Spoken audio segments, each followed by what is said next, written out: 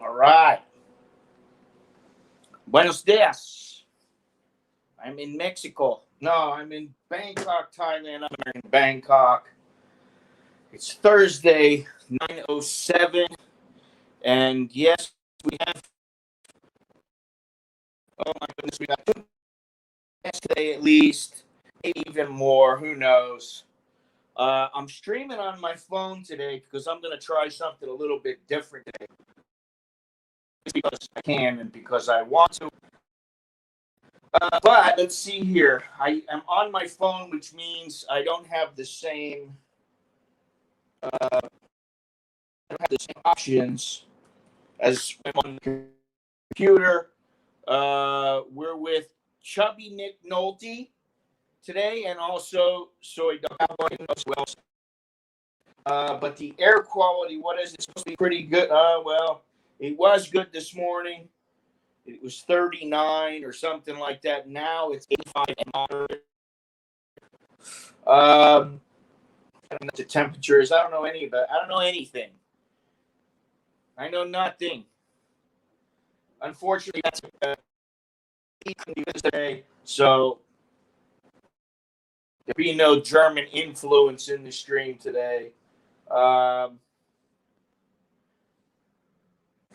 Now I'm going to try something here.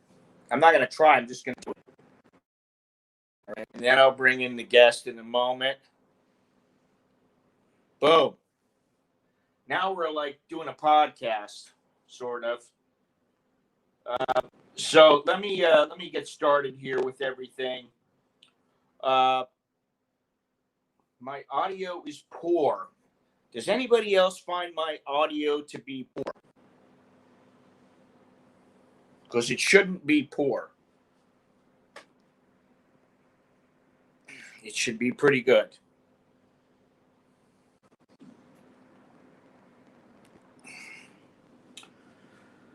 Let's see here.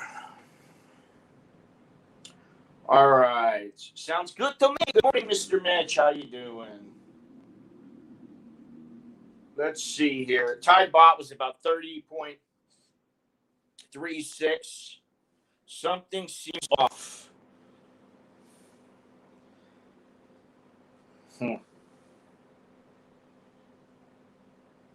Well, anybody else want to give me the scoop? Because the audio should be fine.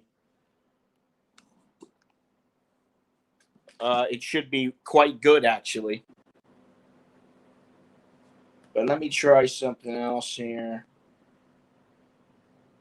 All right. How about now? We should be okay.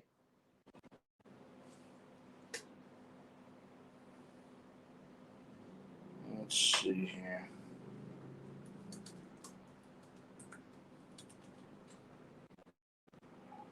I'm going to reverse this. It is 30.35 baht to the dollar right now. And I'd appreciate it if somebody else could give me a little feedback on the volume and the audio quality. That'd be great. And then I'll get the guest in here in a moment. But I need to know. I have one ear that works, tone deaf. So what sounds okay to me might not be optimum for others. Audio was poor, then it improved. Okay. Well, improved should be okay. Oh, you know what? You're right, Eric. Hang on a second. Let me do this. Son of a bitch.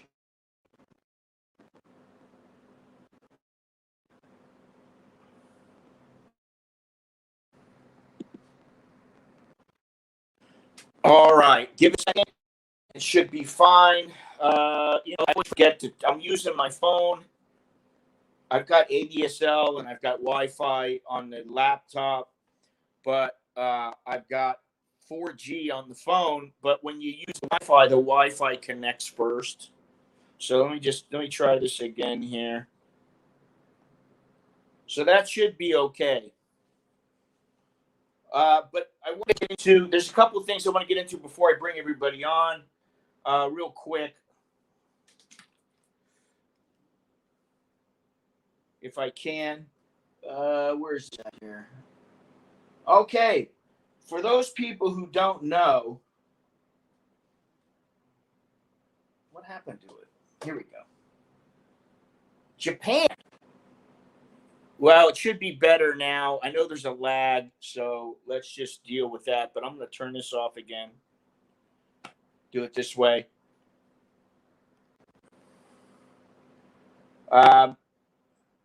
Japan is telling. Remember how we talked about the anal swabbing that was going on for the coronavirus, the Corona-19 China virus? Well, Japan has said to China that they have requested that Beijing stop taking anal swab tests for COVID-19 on Japanese citizens because the procedure causes psychological pain, a government spokesperson has said. Some Japanese reported to our embassy in China that they received anal swab tests, which caused a great psychological pain, Kato told a news conference. This is Chief Cabinet Secretary Katsunobu Kato. It was not known how many Japanese citizens received such tests for the coronavirus. So, I just found that to be kind of humorous because you're wondering, are the Chinese sticking it literally to the Japanese, or are they really trying to help them to get the best care possible? I'd say first, if it was the Chinese, I'd say no, thank you. Prefer you just do the nose. Oh no, sound but no video. I know there's no video. That's because I have the cam off. But thank you. So I'm just wondering, like if you were to say to them, no, thank you. I don't want you to stick that thing up my rear. I understand that the test may not be as accurate, but I prefer to have it done in my nose. Would they be able to do that, or are the Japanese complaining about it while they're there? Are they getting any help, or what's going on? Because it's in this article, but I just thought it was kind of a funny article. Stop doing anal COVID tests on our citizens, Japan tells China. Unbelievable. All right, let me bring in the special guests, if I can do that. Let's see here. I want to see if I can get all this squared away. Let's see. It should work. There we are. Okay. Add to stream. Oh, look at here. How you doing?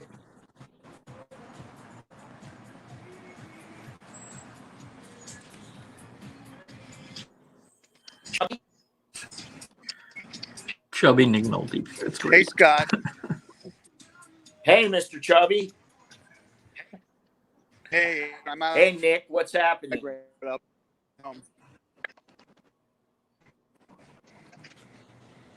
Oh, I got no video. I have to turn the video on.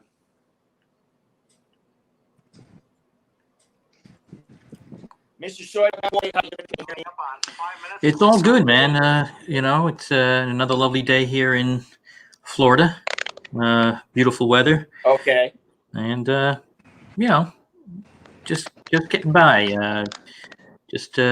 I was just watching this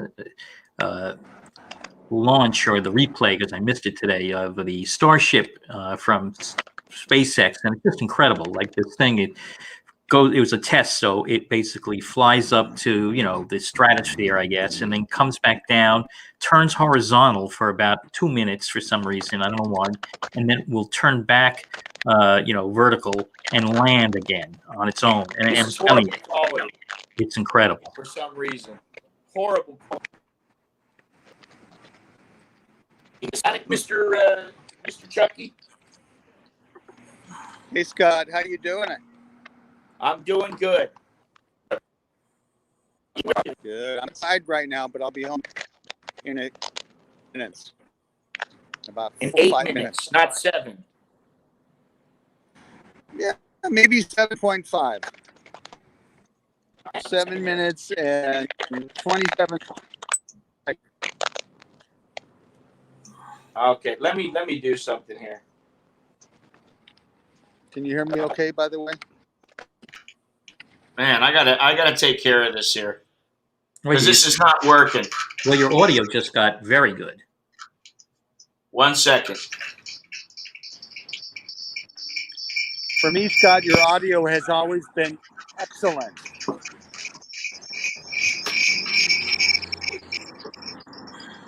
All right. Now we should be squared away. And hopefully, Audio's good, really good. cool. Yeah, for me, your audio is excellent. How's my audio? It's very good now, and unfortunately, I think it has to do with my my phone and the internet connection. Oh, okay. Yeah. So I'll square that away. Don't worry about it. Yeah, Mr. And Mitch, it really I insane. have background noise because I'm on Santa Monica Boulevard, but I'm about to, in about 30 seconds, I'll be on a side street. So. When the sun comes up over Santa Monica Boulevard. Dang. Please. I don't like to hear myself sing, and I certainly don't like to hear you sing. No offense. I love Sheryl Crow, so if we can get her to sing, that would be cool. Yes, that would be great. Go ahead. Get her to sing on my stream. That'll be wonderful. The My audio friend was is hired as now.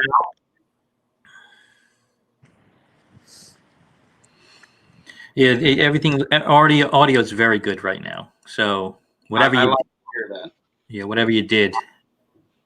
Well, I stopped using my phone. Oh, well, there you go. And, the whole point was to use my phone, and then try to just use the audio and not use video. All right. I didn't want to use the video. I just want to use the audio. And then I want to see about, the podcasting capabilities, how it will sound. I thought it would be better because there's no video, but obviously I was wrong. You were wrong. Once again, Scott. Yeah, I know. I'm always wrong. I don't get paid to be right. If listening to you is wrong, I don't want to be right. Oh, God. Well, I'm glad you didn't say if loving you was wrong. I know. I mixed it up a little bit there to keep it appropriate. Yeah. Aren't we lucky? Listen, it's 30.35 Thai baht to the dollar, so that's not too bad. We're not down to, under 30, which is great. But, a test came out yesterday or day before yesterday. The name of this, it was from a place called Net Credit. The cost of a comfortable retirement around the world. Excuse me. Scott, I read that today. I love that story. Uh-huh. Mm-hmm. Mm-hmm. Well, that's good. Jesus. All right. So the deal is here that what they did was they went around they checked from country to country. All right. And God damn it, I've got to shut this thing down somehow. I don't know how to do it. Hang on. Let's see. All right. Well, this is all right. Fuck. Okay. Anyway, I never said I was the most technologically advanced person. I think I'm barely okay. Put that over there. Anyway, so they took this test from various places around the globe, and it got me thinking because, um, they checked all over the place, and uh, they said in America, with an average life expectancy of 78.7, you'll need about $601,489 in the bank. Now, I don't know why you would need it in the bank. I'm assuming because it will grow from the time you're 64 until you pass away. It will continue to accumulate a little bit of revenue. Because a lot of people, they have Social Security, they have pensions, and that kind of thing. So I don't know exactly how they figured that out, but the key findings were that the most expensive country in the world to retire to, believe it or not, is Bermuda, where you would need $1,065,697. Okay, Wow. that's a lot, obviously. Um, Certainly is. Pakistan is the cheapest country. You would need $182,018 to maintain our example lifestyle. 14 years in the United States would cost $601,489.63.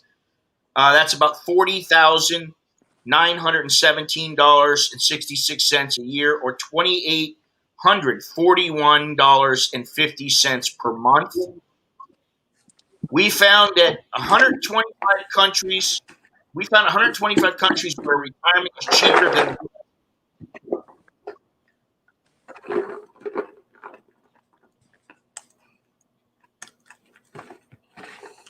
Is We that just lose you? your audio?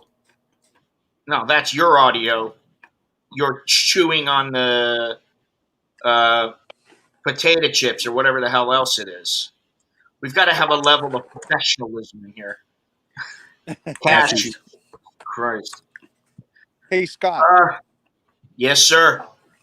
So I want to add something to this retirement thing. So Yes. that they didn't mention, which I love this story. Yeah. I love your topic is wonderful. Okay. This is that when calculating retirement, personal finance experts tell people that they should spend between 4 and 5% of their net worth on retirement per year. So that means That's if 25 years. if you have $1 million, 25. you should pay yourself $40,000 a year to $50,000 a year. Mhm. And the Dow Jones Industrial averages a return, I think, of 7.7%. The NASDAQ a 9%. So that means that if you're spending 5%, you're still building your net worth. Mhm. So some people may want to calculate it that way to figure out how much they should spend if they have, 400,000, 100,000, or a million, or 2 million, or whatever, to calculate and then compare that to, what their lifestyle is right now and what they anticipate it would be as far as expenditure in Thailand. Okay. So they didn't really get into that because I think they want to keep this story simple. Well, yeah, they do. Oh shit! Hang on one second here. Let me do this. Yeah, that was. There are some guidelines that they have, and I'll read them in a second here. But only 13 countries were more expensive than the United States to retire to. Let me find these guidelines here. It's basically only about 14 years, a little over 14 years. Which, what happens if you live longer? You go Yeah. broke. Yeah, You I go think broke. the story is based on people just spending that money, their savings, not based on Yeah. making a They return. don't have income. What if they have rental property? Because a lot of people have rental property. What if they have a pension that, so they don't have the money in the bank, that's for a lot of people. They may only have 300,000 in the bank, but they're getting 3,500 a month from a pension and from Social Security or something like that. So, they're all right. Now, I wanted to go over this. Their calculations are based on the average American retirement age of 64 and the average American life expectancy of 78.4. Calculations of monthly living costs were completed in U.S. dollars using Numbeo based on the following assumptions. And Numbeo is pretty accurate in most cases. Sometimes they're a little off, but that's to be expected. Members of your household, only one. Eating lunch or dinner in restaurants, 15%. Choosing inexpensive restaurants, 70%. Drinking coffee outside of your home, moderate. Going out once per week. Smoking no. Alcoholic beverages, moderate. At home, we're eating Western food. Driving car, moderate. Taking taxi, no. So obviously it's going to be different in Thailand than it is in the United States because taxis are a lot cheaper in Thailand than they are in the United States. Oh, yeah. Public transportation, 2 round trips a week. Sports memberships, all household members. I don't know why they have that when they say members of your household, one. I guess this is one person earning. I don't know how they're calculating that for a family, but vacation and travel, 2 per year. Buying clothes and shoes, moderate. Rent apartment, 1 bedroom in city center, no children. Monthly costs were collated for 124 countries, then multiplied times 176.4 equals 14 years and 8.4 months between retirement age and life expectancy to allow for a more comfortable retirement. The figures were further revised up by 20%. Since Numbeo data is fully generated and skewed towards capitals and big cities, which might account for the cost of living estimates in certain countries appearing inflated. Note that Numbeo cost estimator doesn't include insurance, health-related expenses, and doesn't account for income tax in different countries. Cost of living figures on Numbeo are updated regularly and may not fully correspond to the figures in the data set, which were accurate at the time of data collection, November 2021. So we're trying to talk about right now, but these figures are from November 2020. They're not going to be that far off. But that gives you an idea. And so what that works out to is about a little over about 70,500 baht per month, which is a fairly comfortable. If you're a single guy, maybe with a girlfriend or something, 70,000 baht, you are fairly comfortable. I mean, it's you can live here quite well for 70,000 baht a month. Thumbs up, thank you. What the heck are you talking about? Cola. What's cola? Coca-Cola? Me, I don't know. All right, hang on here. I'm going back to, let's stop this, because this way I can relax a little while I'm doing this. Good morning, Stephen. What the heck are you talking about? We're talking about, Fangulo. We're talking about the figures that came out on this website, Net Credit, for retirement, the cost of a comfortable retirement, and we're talking about retirement in Thailand. Now, when I saw this, I kind of stumbled onto another website. And, my initial, this is a girl's website, and she talked about the cost of living in Chiang Mai. And my first inclination was to be like, oh, come on, she's gonna go on and on about how cheap it is and blah, blah, blah, blah, blah. And I looked at some of the messages, and that's exact. Oh, can I get by there on $400 a month and that kind of stuff? But eventually, I got around to, I watched a little video by her, and also I looked through what she was saying uh, currently, because she updated this, and she was dead on. She's like, listen, nowadays, if you really want to live comfortably in like Chiang Mai, you need at least $800, which is, by the standard of living that she was living by, which she doesn't drink, she didn't smoke, she rarely went out. And when she went out, to her, like spending $25 was a lot of money, which, really, if you think about it, if you go out and have a couple of drinks with your friends, maybe you go shopping or something like that, you got to pick up a few groceries on the way home. That's really not all that much money. 25, $30 a week. Okay. So to me, that's not really accurate, but she's very close on a lot of things.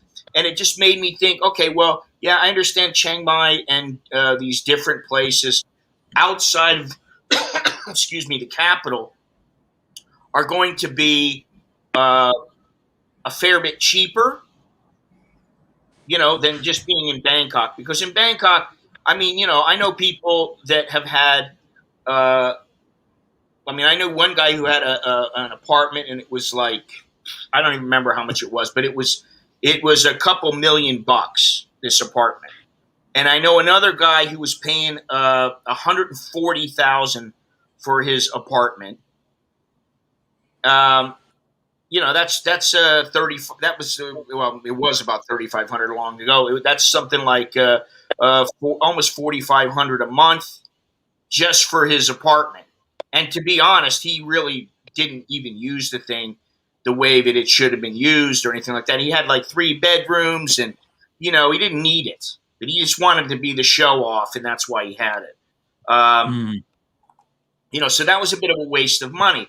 But in a place like Chiang Mai, yeah, you're going to live for a little bit cheaper, right? But in my opinion, it all evens out because in the end, a lot of times you're going to have to pay more to fly from Chiang Mai or whatever. There are other ways that you're going to have to pay more while you're there. So to me, it kind of evens out. Maybe it's a little bit cheaper, but it's not as big as you would think.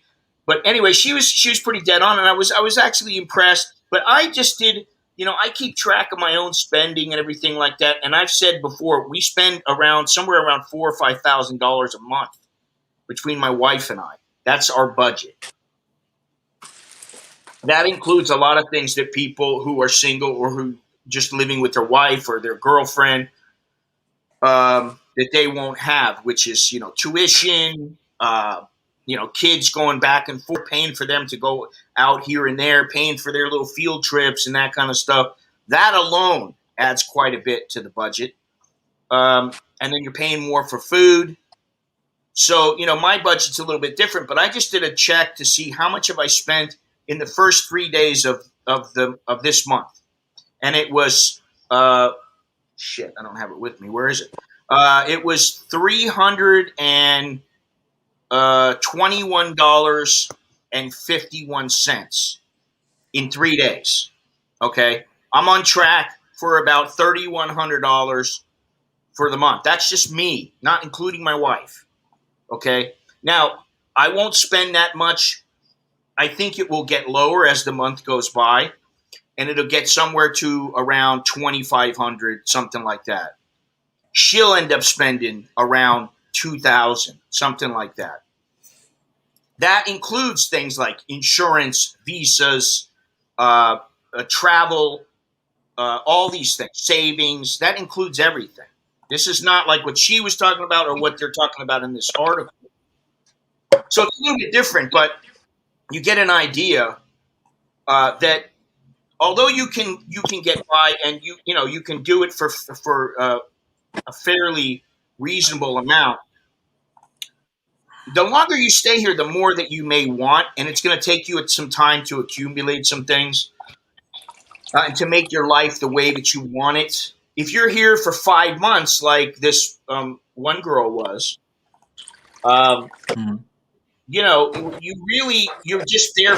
you're there for a short time, and then you're going to go back. You're not really living there and saying, I'm going to live here. You're not retired. You're not staying there and saying, I'm going to live here and work here for the rest of my life. You haven't done that, So there is a big difference. Hey, Scott, I want to make a comment about something that I think sit is down very... and get before that screen, please, instead of moving around all the time. Jesus, you're driving me crazy. I can't keep an eye on you. I'm home now. Okay, well, can you sit down? Yeah, I'll sit down. I just got a glass of water. That's it. I'm ready. He's got to go pee. Well, I still will have to later, but at least I can sit down now. I'm lovely. Here I am. Okay. So I wanted to make a comment about your financial situation that I think is excellent and is well worth everybody considering. And that is, it seems to me from what I recall that your rent is less than 10% of your income, right? Oh yeah. For both of you, for your household income. Is it like 5%, 6%? No, it's less than that. 5%. I don't know if it's 5%. Let me think here. Because I pay it. She doesn't pay it. Mm-hmm. Yeah, but just for you, it's still an expense. You should add up both of your income. If it's $230 and you figured 50-50, that's only $115 each. That's about 3,300 baht or something like that. 3,400 baht. 10% would be 33,000. So 5% would be about 66. It's actually a little bit less, I'd say. Somewhere around 3 to 5%, depending on how the month goes. So the average American spends 35% of their income on housing. Good for them. You are at below 5%, which is phenomenal. And we did that on purpose. It's not we can't afford. And this is the thing. My wife was just saying today. I said to her, every time you wake up, she has a habit of she gets up in stages. And I kind of do the same thing, but she does it a little bit differently. She gets up and she goes downstairs, right? And then she'll hang out downstairs and just like sit there on the sofa and drink a coffee or kind of lay down and then get her coffee and, pet the cat and talk to the kids and just kind of relax for a little bit. And then she'll start going to work and getting ready and stuff like that. I said to her, you waste time by doing that. You could sleep in a little bit later if you just wake up and get up and go. And she's like, well, maybe when we get a house, I won't feel the need to come from upstairs to downstairs. I'll just wake up and I'll be downstairs. And, which to me makes no sense. But I understand she doesn't want to go downstairs and then come back upstairs, go downstairs, go back upstairs. Because, first of all, our stairs are pretty steep. And after a while, it gets a bit, it's just irritating to have to go back up, up and down, up and down, up and down. And, oh, I forgot this. Oh, I forgot that. So I understand why she does it. She has her own little process. But the thing is that if we have to, if for whatever reason we have to pay any money, that say 4%, whatever it is, may end up going up and it may be more. That's like 4% each. So that's really like 8 to 10%. Mm-hmm. I think you're paying less than 10. Chuck? Yes. Yes, I'm here. Mr. Radio Personality, frame up. I'm framed. Now you are. Oh, okay. You can't see my face. That's a good thing. I'm making a funny face. Yeah. So, like I said, if and when we do get a house, that probably will go up, and not only that, but it will go up because of maintenance. We're not paying a lot of maintenance here, fortunately. So, and that's really fortunate because here in Thailand, sometimes you need to pay that maintenance yourself, whatever it might be. The guy's eating Haagen-Dazs ice cream in front of me and Soy Dog Cowboy? You You're bastard. killing me. I didn't know Killing you could see it. Of course. Oh, I'm sorry. I'm putting you on the little screen. You should. Yeah, I know. It's better than just being disconnected, though, completely. So. Well, I wouldn't do that to you. I might mute you, but I wouldn't. But I wouldn't disconnect you. Anyway, so that's the thing is that if you figure it out, like I had said, I spend anywhere from about really it's $600 to even $1,000 for food for us. Okay, now that's dining out, groceries. That's everything aside from giving the kids money to go to school, which I don't count that. Okay, that's included in the school, the educational expense. But if you figure that out, $600 is $150 a pop, right? That's per person. That's only like 150 baht a day. That's nothing.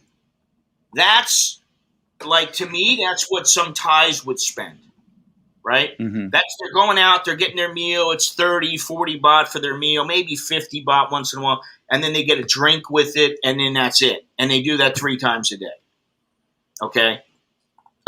We don't do that. We do eat Thai food from outside and that kind of thing, but we also eat Western food.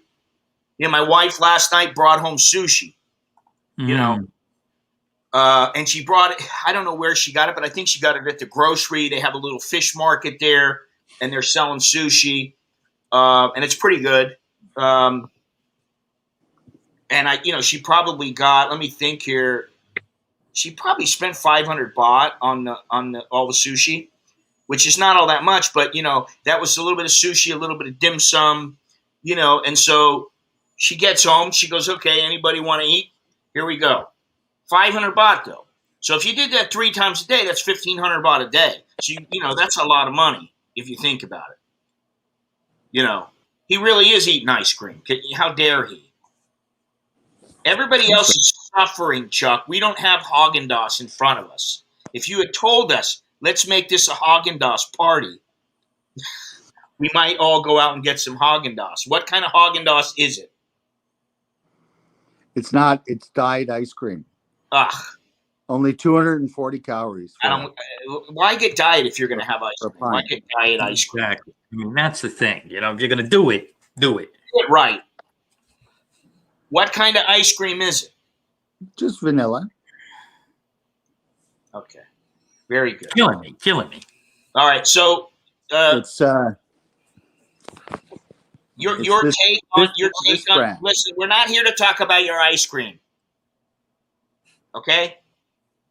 Okay. I shut up. Jesus Christ. Don't bring it up. I won't. I'll be No, done it's soon. not about bringing it up. We've already brought it up. We know it's vanilla. We don't need to keep talking about ice cream. All right. By the way, I love your cat. Listen, do you wanna talk about the subject, or you want to talk about your fucking ice cream? No, I want to talk about the subject. I love this Okay, subject. let Soy Dog Cowboy have the floor, please.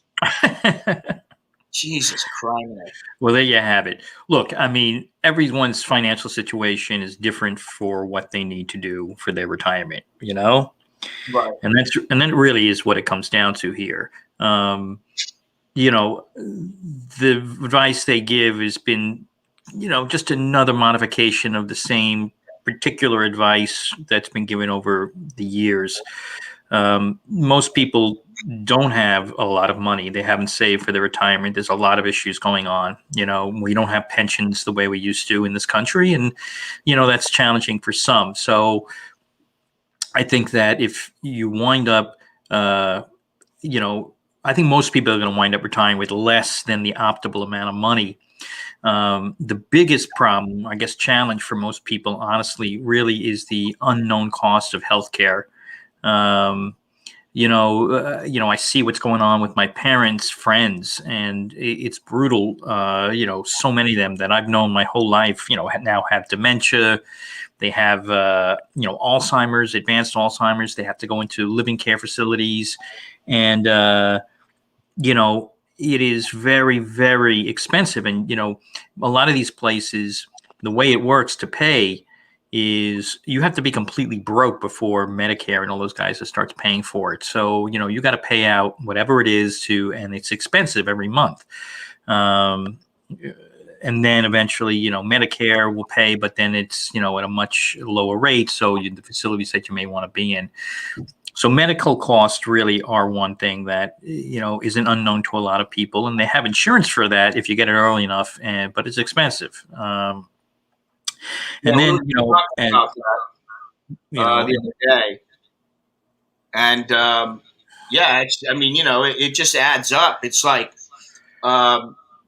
right now our insurance is very cheap, but it's not the greatest insurance.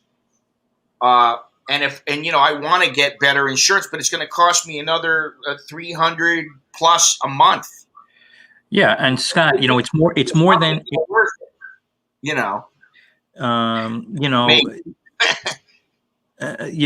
The problem is it's more than just the insurance. What I'm talking about are beyond insurance, when you're really getting into stuff like Alzheimer's and long-term care.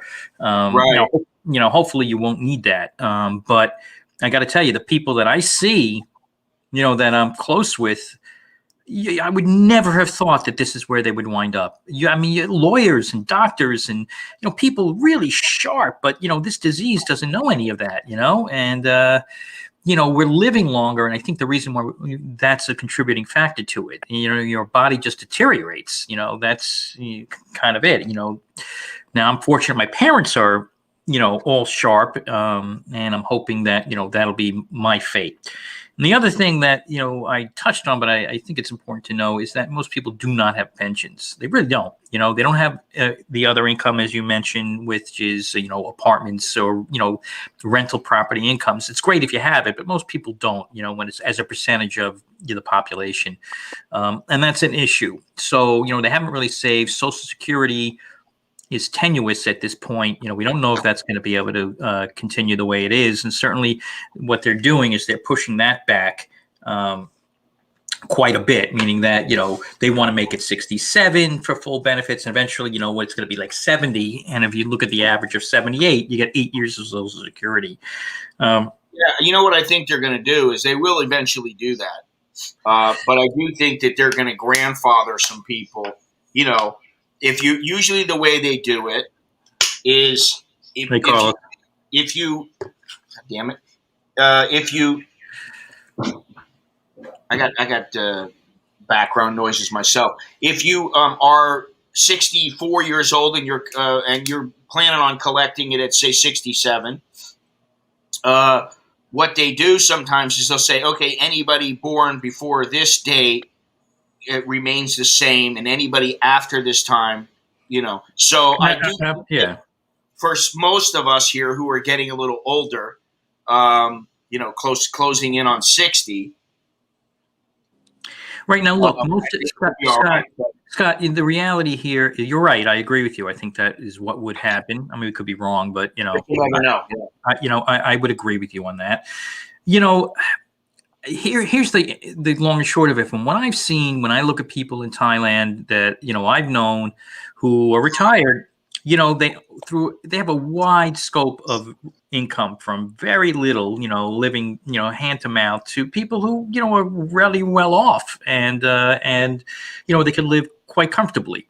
Everyone manages to try and live to within their means. There are exceptions, and they go broke and they're homeless on the street. But for the most part, what your revenue is, and you say, all right, you know what, I'm going to have to live in this, $200, 9,000 baht a month apartment,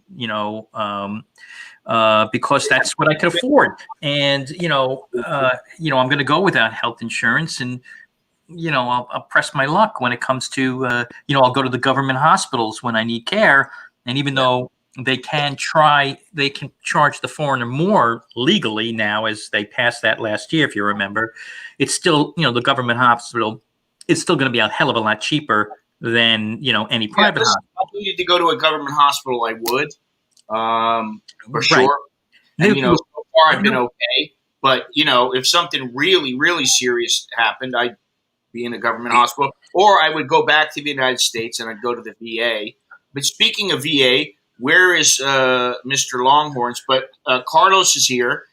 Hey, everyone, he says. And hello, Carlos. And today is your day, or within a few hours or something, you're going to be leaving? Is that right? Yeah, that's right, isn't it? He's off to the land of smiles.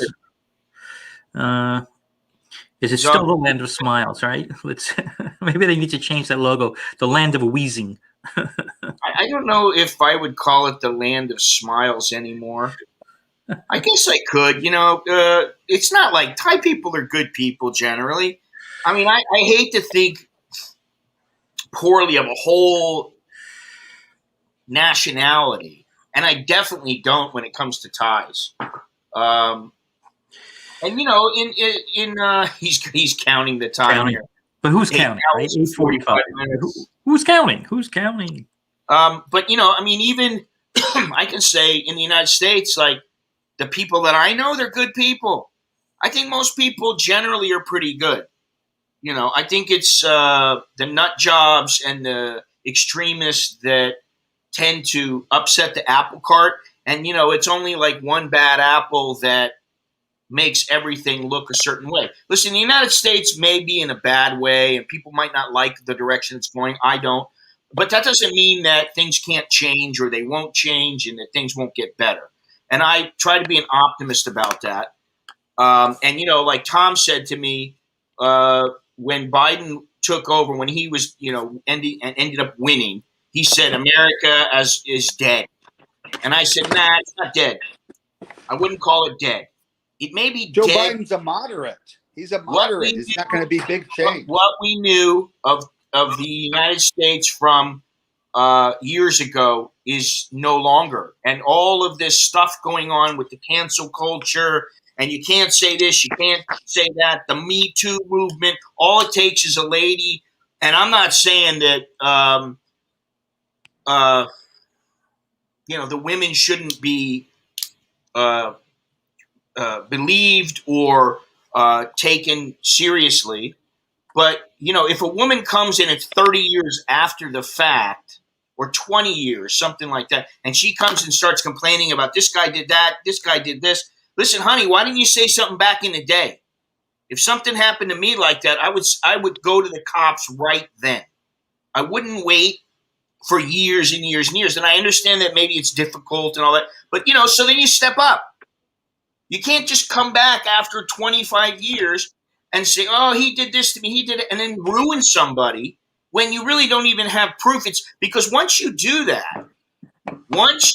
I mean, listen, these three women that came and supposedly they came out against, what's his name? Cuomo. Mm-hmm.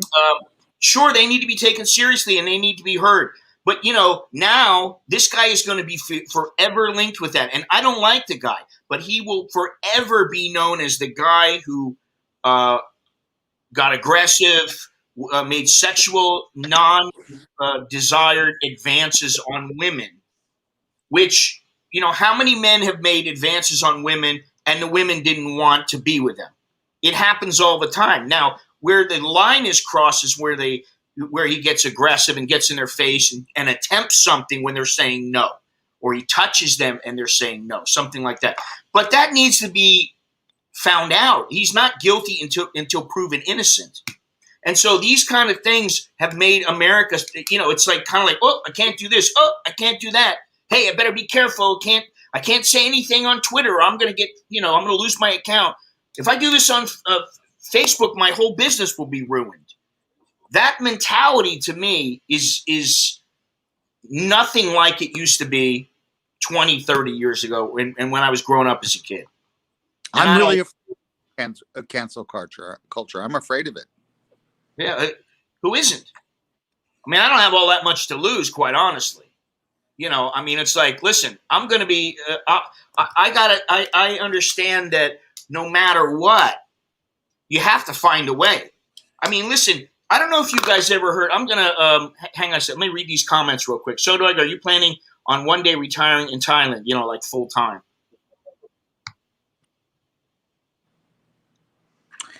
You want me to answer that first? Yeah. But the answer is unlikely. What I've been doing, what I will be doing for the foreseeable future is snowbirding in Thailand. So, when the winter hits here in the States, I go to Thailand for about 6 months, and then when the spring comes here in the States, I come back and see my family, meeting my parents, because they're still alive, and my sisters. I have no kids and no wife, so that's the plan. That works for me for now. I may eventually maybe try to stay for a year because my Thai language skill will get to a certain level, and I want to improve on that. And just living full time will help that, obviously, and that might be fun. But that's not going to be something that I really want to necessarily do all around. I like living in the States and when the weather's nice, and I love Thailand as well. So, those two things kind of work for me. That's kind of like what my retirement looks like for now. Obviously things can change at a moment's notice. Who the hell knows? I could drop dead next week for all I know. That would put a kink in the plan. But other than that, that's I like that plan. I know a lot of people that do that. As a matter of fact, if you really think about it, the Thai government was trying to cater to that with the STV visa. That was they actually said it. Look, a lot of people want to escape the cold of their home country and this would be a great thing to have. So, that made a lot of sense. I don't like some of the things you have to do to get the STV, particularly pay for your entire stay, in one place, which is nuts. So until that changes, I'll always get an OA visa and just renew it every year. So that's the answer. Go on here. The person is generally good, but people are assholes. I agree. Especially with this, with the age of the internet, it makes it very easy for people who would normally never say a word to somebody. They all of a sudden they have all this power and they believe that there's something special and they get to, do whatever they want. And I think that's made things a little more difficult in society in general. I mean, people call it social media, but really it's antisocial. Because look how many people in this stream. I think people tend to be who last and who are here for a long time. People generally use their real name or some variance of their name or something like that. But there's so many, or there's a way to find them very easily. But there's a lot of people who they will never release their name online. You know what I mean? And maybe they should, because then there's some accountability. I don't know. But let me go on here. Hey, Carlos, pint of Ben and Jerry's is 1,000 calories. Oof. Hey, Mitch, I have always made sure that I'm above the fray in everything I do, and that way I do not have to deal with the crap. Yeah, I wanted to bring something up here, but let me finish these comments. Chris Rock had a joke. If the guy's ugly, it's harassment. If the guy looks good or is rich, it's okay for them to hit on them. Yeah. So the cowboy, good plan. People need to read the Oxbow incident. Okay. Now, I don't know if anybody remembers, but you remember if you know boxing, you ever remember a guy named Bobby Ches? Anybody know of Bobby Ches? Bobby Ches was known as the matinee idol. His father was in boxing. He grew up in boxing. He became a boxer at a young age. He's a Caucasian guy, and they called him the matinee idol because they thought he looked like a movie star. He had good looks or whatever. He became a fighter, light heavyweight. He ended up winning the light heavyweight championship. He was a very, very good fighter. Okay, excellent fighter. Now, he ended up going on after his career ended. He fought a lot of big names that you would know. I think he fought Hearns and just many, many people. I don't have his record in front of me, but I'm blanking out on who he fought, but a lot of guys you wouldn't know, but they were very, very good fighters. But anyway, he ended up being an announcer, an analyst for Showtime. Okay, big, high paid, big name. He was excellent at his job. He said the wrong thing, and a couple times, and he got a couple of drunk driving offenses, and Showtime dropped him. And you know what he's doing now? He works at a grocery store, and he's a bag boy. And if you think it can't happen, there's a perfect example. This guy was on top of the world. He's a fucking bag boy now. He works at a grocery store. But that said, he's doing what he has to do. So you can't fault him for that. But this happened because, he said a few things during the broadcast that probably weren't politically correct. And this is years ago, before politically correct really was a big thing. And he also had some drunk driving offenses. Soy Dog Cowboy, you're locked up. Your video's locked up. And so, boom, he's gone. Just like that, your life has changed. So, Scott, I want to make a comment about cancel culture, my personal experience.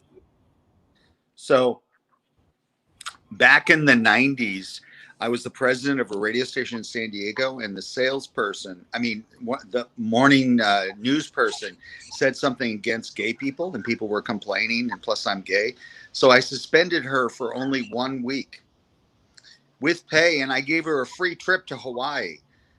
And when she came back, she cried, and she said, "You're so nice to me compared to someone else. I'd be gone." And I said, "Yeah, I wanted you to be here because I knew you'd realize that I was nice, but you were off the air and you were a little bit stressed out about it. And I felt like it was good enough." That's what I mean. These cancel culture people, I don't know why they're into like hardcore revenge. I didn't want to destroy her. No way. She had 3 kids, and right, she was really nice, and she was excellent. In my opinion, one of the best news ladies ever in broadcast history. And she was, her ex-husband was my program director of the radio station. And I didn't want his ex-wife to be, homeless with those kids. And I knew the kids really well. I wasn't going to do that. And I just felt like 1 week was enough. And I know she needed money. So I didn't tell anyone that I still paid her. And we had about 20 free trips to Hawaii from a trade deal. And I just gave her one. I said, "Go to Hawaii and think about this, what you said." Yeah, listen, I think it's, I agree with you that, we're into this point of where do you draw the line and when is enough punishment enough? And then we've had this discussion. I've seen it before in some interesting perspectives on someone like Louis C.K., for example, like, okay, some people say, oh, he shouldn't be allowed back on the stage. And I'm like, well, and others are saying, which I agree with the other ones, which is, listen, you think he has been punished. He lost his TV deals. He lost, over a year, 2 years of revenue. Like, he lost, his face, for something that was, by all necessarily means, maybe, consensual, in that he did ask, although I do understand the perspective of even asking is like really awkward if you feel like you need to let this person do it because they can influence your own career. So, I think you want to find the balance somehow of, some people deserve to be out because they just brutally, say some awful shit and just, it's not good. And the company is nervous, certainly, they're a professional company. And then if it's intentional, then I think there is a difference between, listen, to me, like I've always said, man, I didn't even understand when they started saying, "Oh, you need to call Indians Native Americans." I didn't get it. And I still really don't get it. Now, if somebody who's a Native American tells me it really offends me to be called an Indian, I wouldn't call him an Indian. Not because I don't think you should call them an Indian. To me, they will always be considered Indians just because that's how I grew up and how I learned of them and how, just that's just my thinking. But you know what? This is a different time, and I'm still coherent enough to where I can change and I can say they're Native Americans. You know what I mean? Yeah, I mean, you have to, you want to listen to and grow. Things change, Scott, obviously, and we grow and we learn and we evolve. And sometimes, look, I have a Native American friend. He doesn't give a shit about being called an Indian. He doesn't, but, that's one individual in a group, in a collective. And, here you had a situation, let's say, what's the Redskins was the best example right now, where, I'm sure at the time when the name was chosen, as many Native American mascots are chosen, came from the right place. It came from, they wanted to use that warrior spirit and they were fighters and, all of those reasons. It doesn't mean that they were bigoted, racist people, right? That's where this comes from. However, we're now in the 21st century and, we realize that the name Redskin, which really is, the ultimate, insult, for a Native American, it's like the N-word for the Native Americans. And, that made a lot more sense. And so, Yes, there's no reason involving. There should be no reason to evolve from that. Listen, I'll tell you why it doesn't make sense. Because one day things change, and then all of a sudden you're supposed to change your whole brand. A multi-million-dollar company, you're supposed to change everything simply because people are offended. You know what? Yesterday they weren't offended. Tomorrow they might be. So no doubt about it. Look, they didn't have to change it, but they didn't have to, and to me they shouldn't have. I mean, I'll be honest. I think they should have for that particular name, because it is such a slur. I get it. I understand it. And it makes. So he's calling them an Indian a slur? What's that? He's calling them an Indian a slur.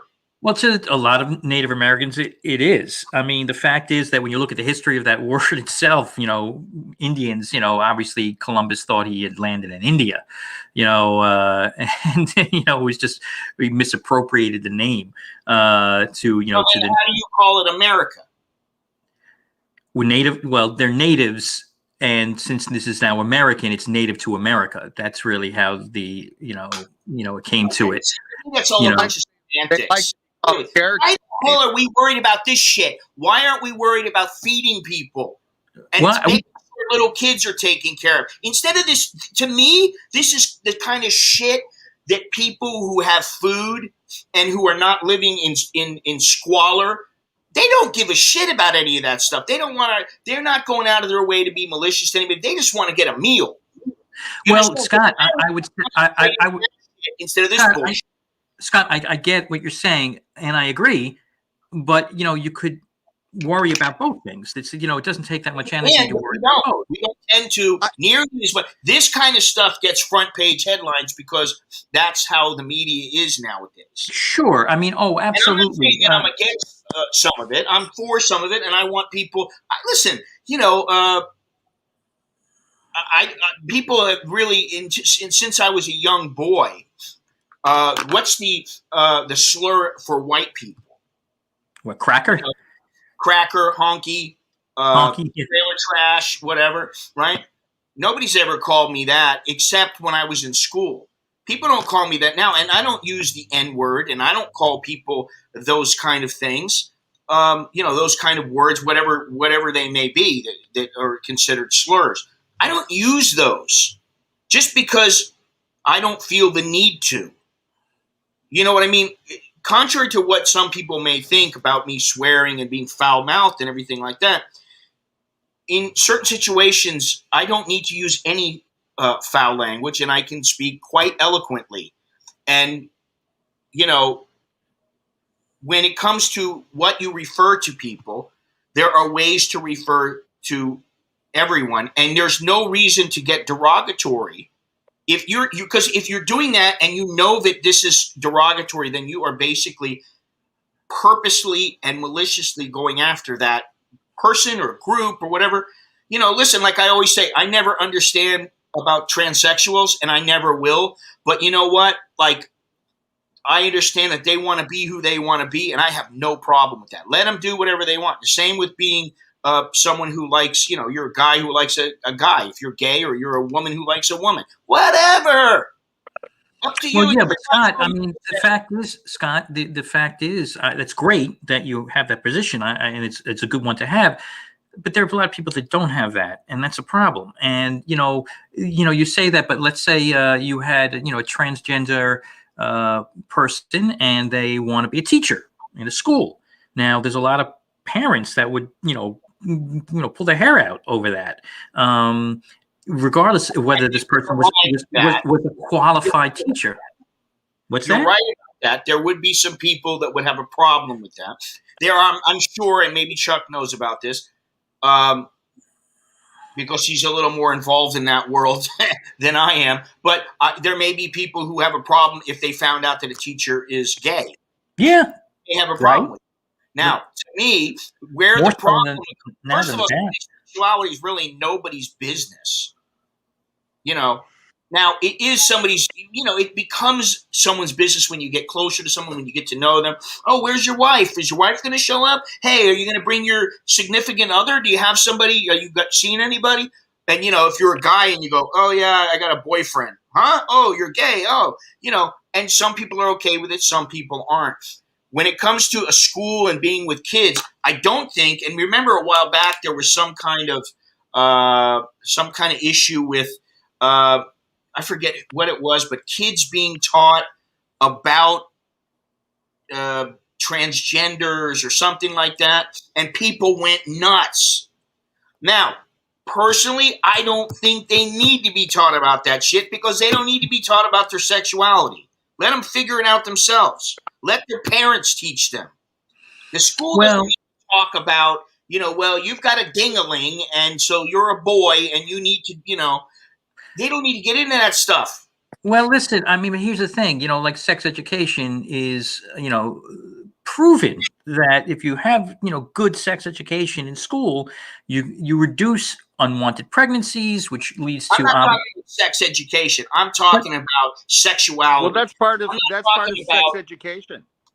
There's nothing wrong with sex education at all. But what I'm talking about is when you start saying, you could say, to me, I would think you could say to a kid, hey, listen, most people in the world, if they're a male, they have intercourse with a woman. That's when you do this, you put it in and, sperm comes out, blah, blah, blah. That's what most people in the world do. But there are some other people, and they don't always do these things. They do things differently. Sometimes girls like girls, and they do their thing. Men like men, and they do their thing.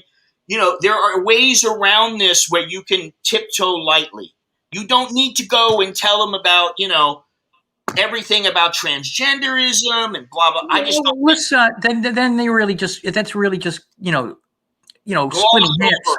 It's more splitting hairs there, though, which is that yes, okay, at least you're in agreement with okay, we can teach about transgender and homosexuality and heterosexuality and I just think that we're in a world where the more we know and the more we can build up tolerances when they're young and understanding. I shouldn't say tolerant. I always we shouldn't tolerate people. Bad word. I think that's a bad word. It may not be the most appropriate word. Yeah, tolerant of other people. I don't care about their own sex, what their sexuality is, because I'm not the one in their bedroom. But that's really where I think most and most people in general really that's what they want. It's like, listen, people aren't asking for special privileges. People would say, "Oh, the gays want this," or blacks want X, etc. What they want is the same that everyone else has, and so that's why if they fall in love, they should be able to get married. Is a good example of that. Now there are countries all over the world, man, and I'm telling you that they'll hang you. Uganda, right? So yeah, so Uganda and admit that you're gay. And that, like maybe you got a boyfriend there in Uganda, and see what happens to you. Exactly. So I just think that to me in general, and I don't want to disagree with you totally, because I understand where you're coming from, Scott, as far as, you know, setting priorities, et cetera. But I do feel that, you know, we can do a lot better in educating people, particularly young people, and so they grow up, you know, with an understanding. I mean, you know, Okay.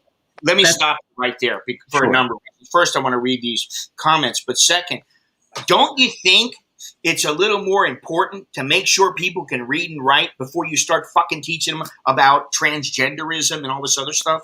well, maybe you could teach them There's to a hell read. of a lot of people who can't even read and write in the United States. Yeah.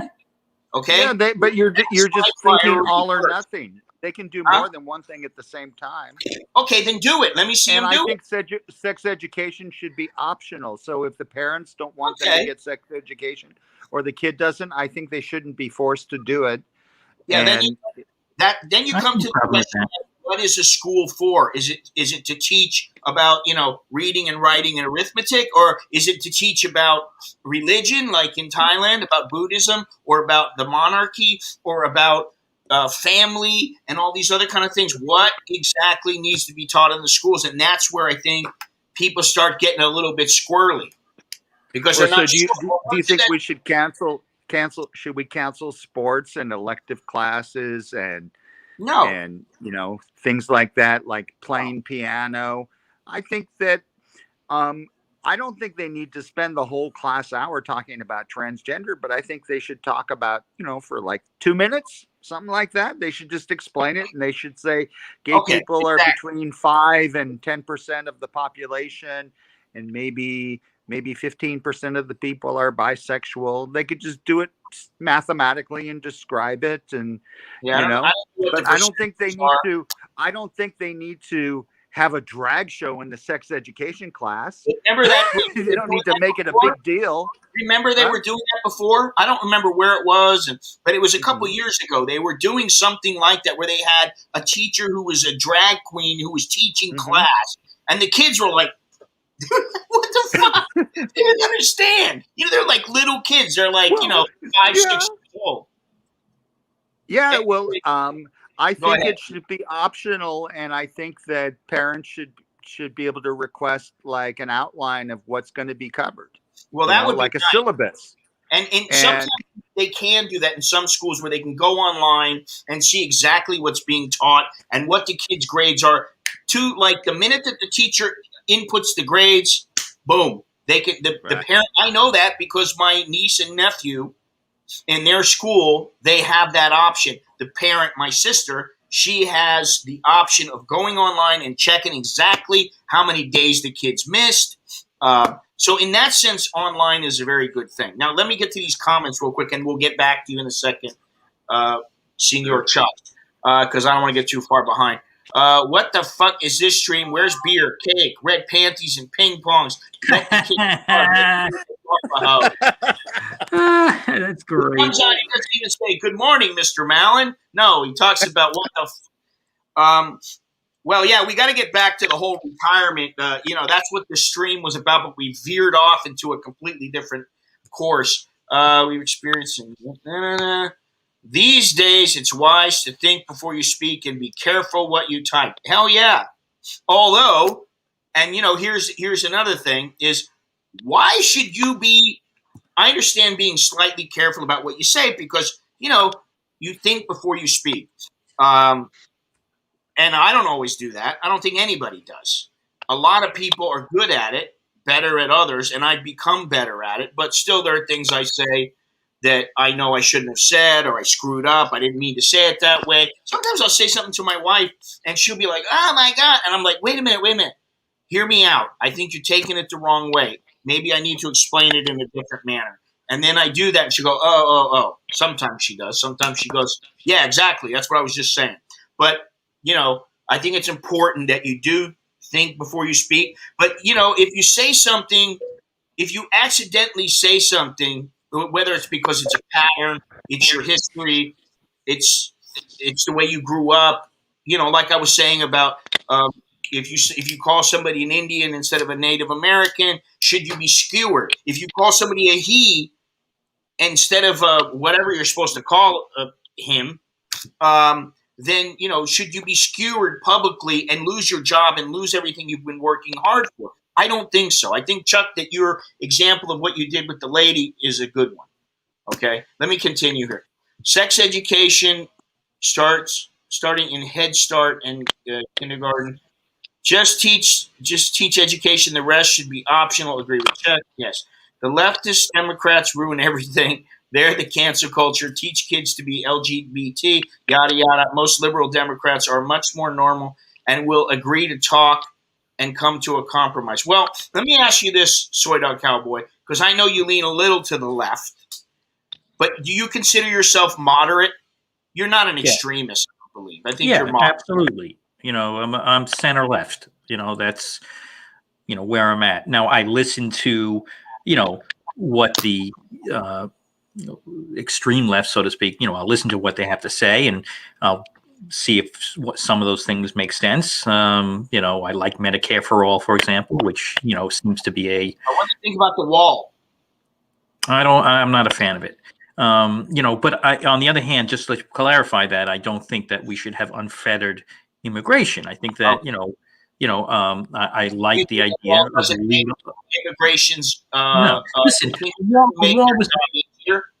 the wall does the wall that was touted was. What did I say? When I listened to the people who do border security, they were saying we don't need a freaking wall. What we want.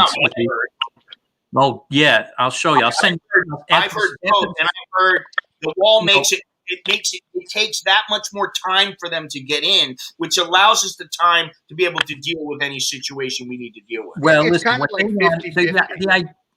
The idea of that wall was political, and when you listen to the experts on the border, what they wanted was more money towards hiring more border patrol. Like they wanted the ability to have people on the border so they can stop these issues.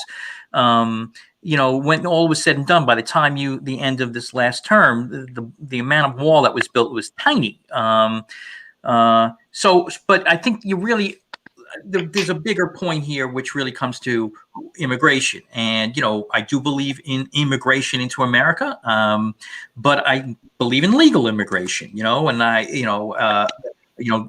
think that there are people, the path to immigration, though, is very challenging.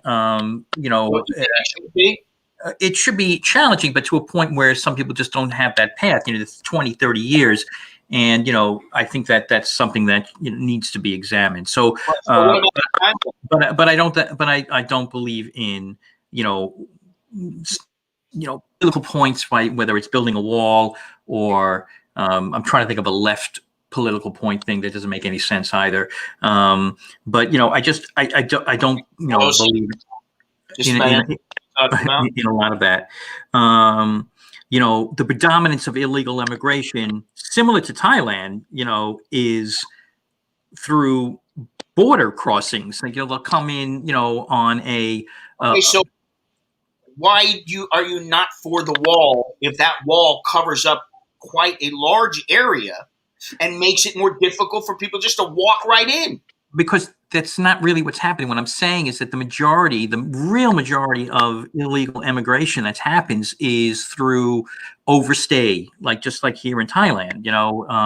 That's really where the majority, the bulk of our illegals here in this country are. It's not from crossing over the Rio Grande into the United States. An example here in Thailand. If somebody wants to get across, and I know this because I looked into being smuggled into Myanmar because at the time you couldn't go. I didn't want it to be known that I was there. I was going to do something that was a little bit. It wasn't illegal to do what I was going to do, but basically I was going to go into an opium field with somebody that I knew, somebody Burmese who knew about what was going on, and he knew the people in the area, and they were going to take me in. And I thought, well, I can't just go across the border here because they're not going to let me. And I couldn't get in at the time. You weren't allowed in this area. in Myanmar. This is, I don't know how many years ago, 15 years ago, something like that, 12 years ago. And so I was going to do that. I contacted several people that I knew from Myanmar. I got everything set up. And the only way for me to do it really was either to go in through the back, through a trunk of a car, which, okay, whatever. And then the other way was just to be led across the border where there is a river. And that's what a lot of the Burmese do. The Burmese will cross at night over the water, over this river. And it's not a big river. It's only maybe 100 feet wide. And so that's what they would do. They just cross right over. When they want to go in, they would cross in. If they needed to go home, they just cross back over. So they're crossing back, going back and forth, back and forth. I mean, why would you make it that easy? You know what I mean? Now, in Thailand, they're not going to put a wall up. But they deal with that because it's probably not that big of a deal to them. To the United States, to me, it's a big deal. Because, and I'll get to this in a second here, but let me continue with the, do you have any symptoms, Chuck, from your shot? Almost zero symptoms. My arm felt like an 80-pound ladyboy punched me in the arm. Okay. Why are your rights to be offended more powerful than my rights to express myself? That's a good question. And that's, I think, where the debate starts. Because you should have the right to express yourself without worrying about taking a beating or getting thrown in jail or whatever it might be. And, the thing is that people are going to be offended by all kinds of things. I can be offended because you're offended. I want to comment about the cancel culture. That I think nobody else is saying this.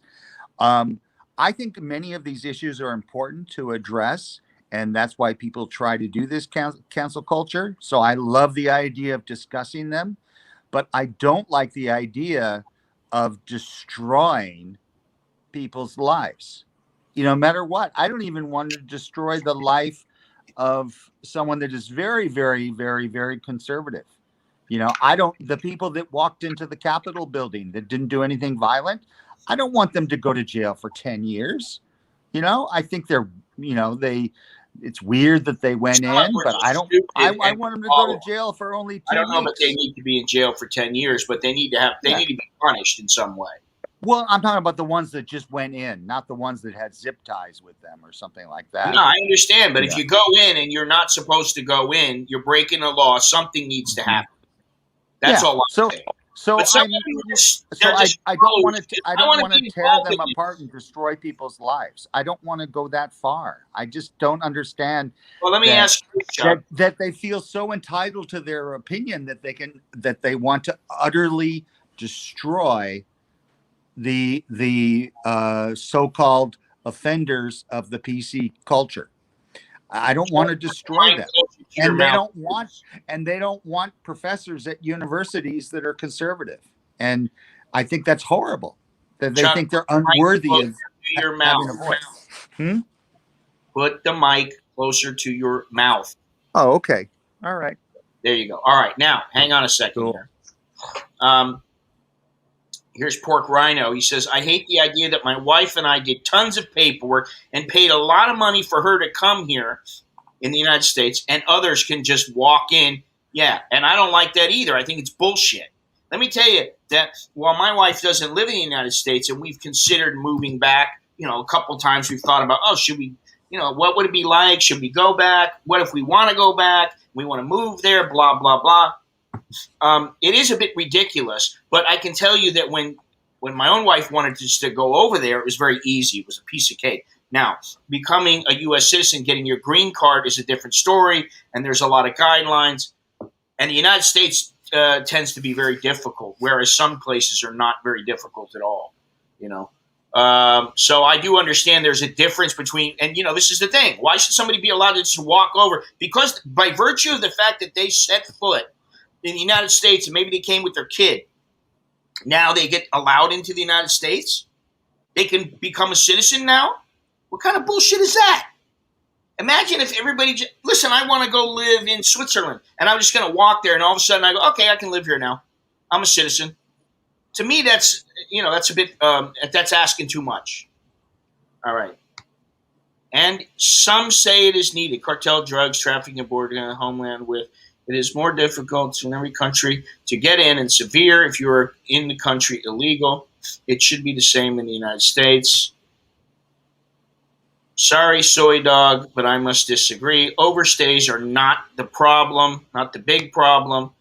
Yeah, I know. Well, it is. Well, Just to say that the numbers don't support that statement. The majority of the illegal immigration in this country come from overstay. It just is. Yeah, I mean, overstay, but You're they're right. also illegal when they come in.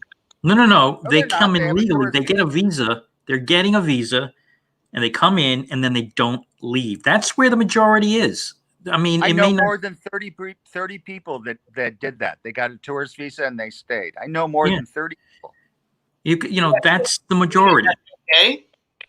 No, it's not okay. I'm just saying that this is where this is where they're coming from. None of it makes it okay. I don't believe in breaking the law.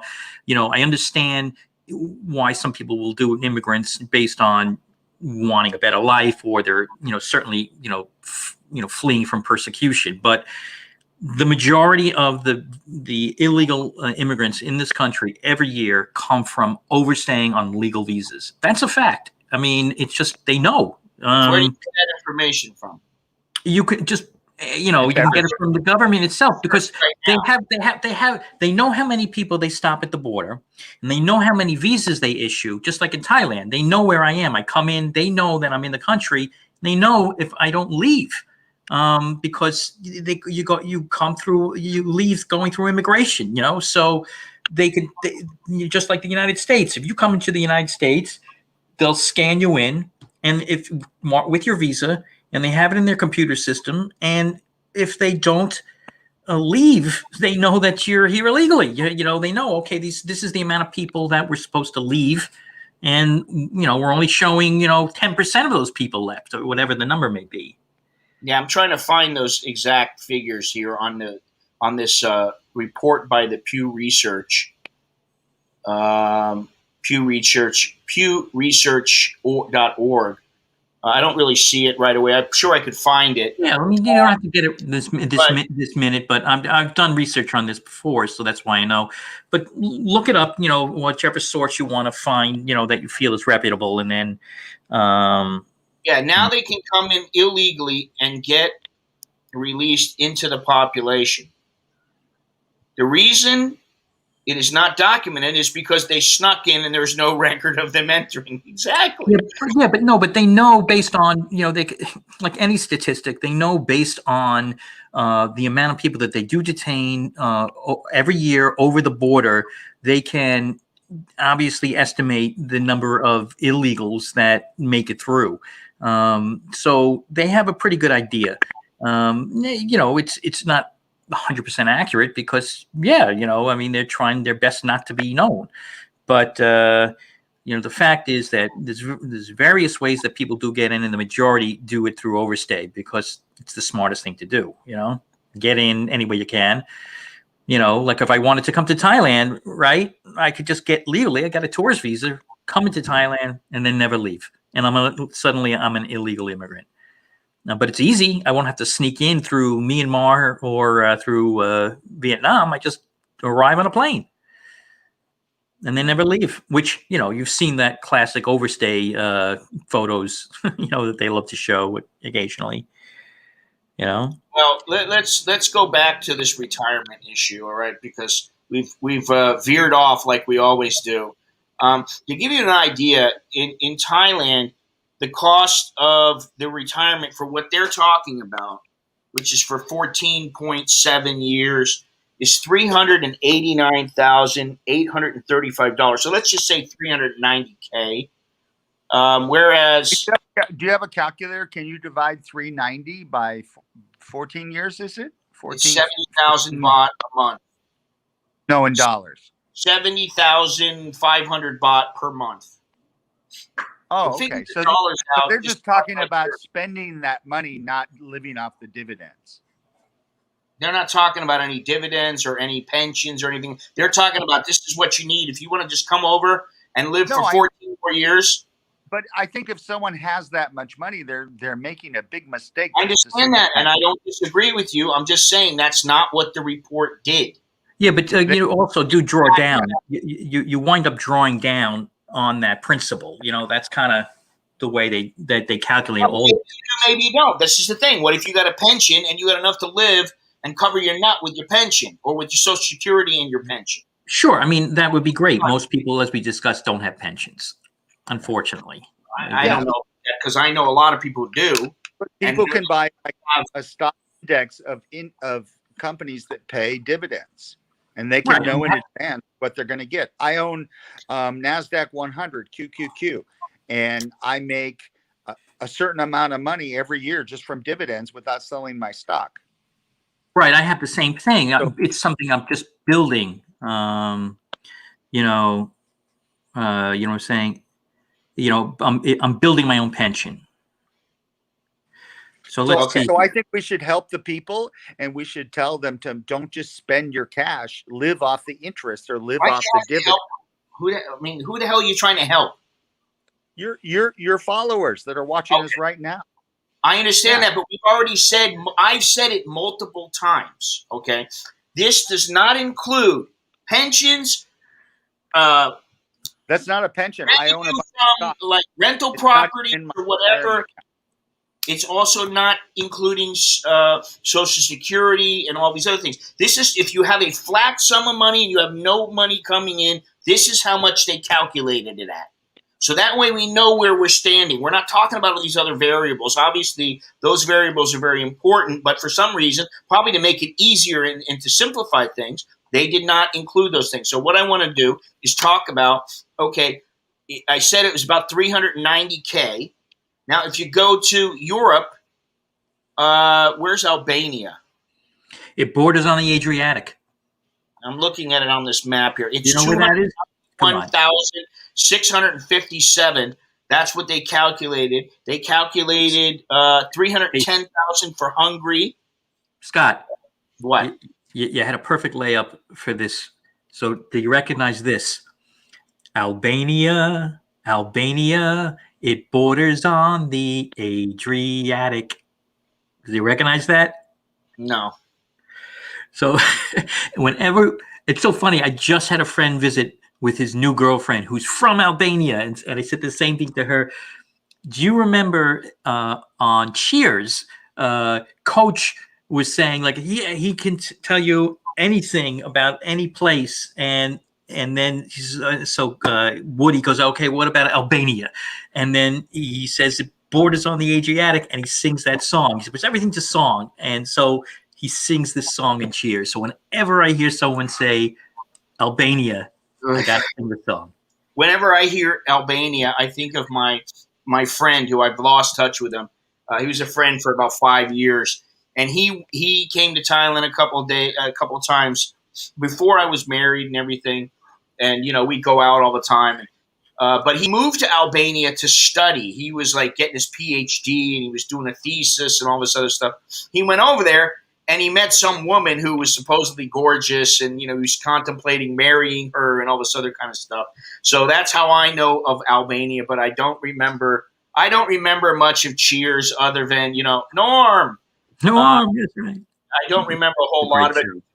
My memory doesn't focus on those kind of things. I just don't. I will tell you another great fact about Albania, which I love Albania, is that they were one of the only countries that refused to hand over the Jews to Hitler during World War II, and they actually, that's cool.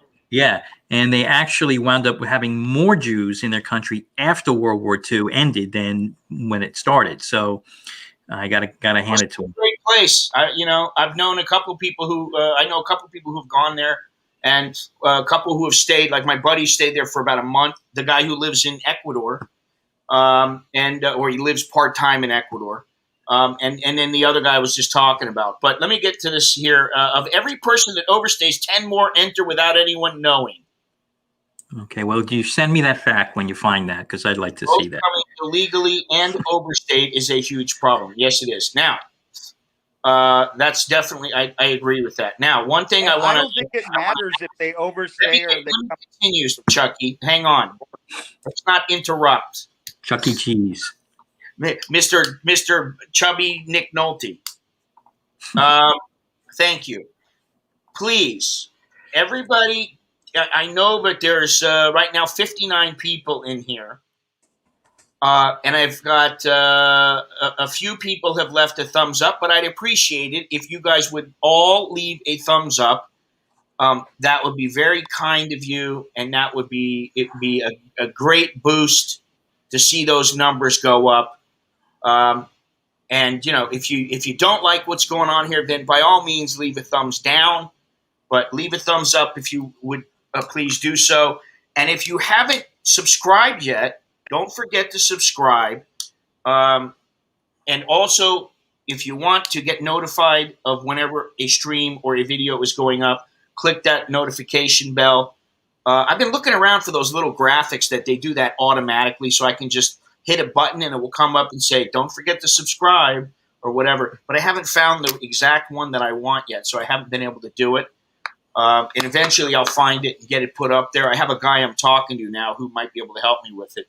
But anyway, if you could, I'd really appreciate that. And don't forget, this stream does not operate on fumes.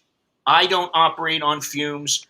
It takes gasoline, and that gasoline is the love that you guys give me when you give me a super chat or a PayPal or what is it, a Cash App, or buy a T-shirt or buy something from Amazon or whatever. All the ways are down there in the description. There's all kinds of ways that you can help.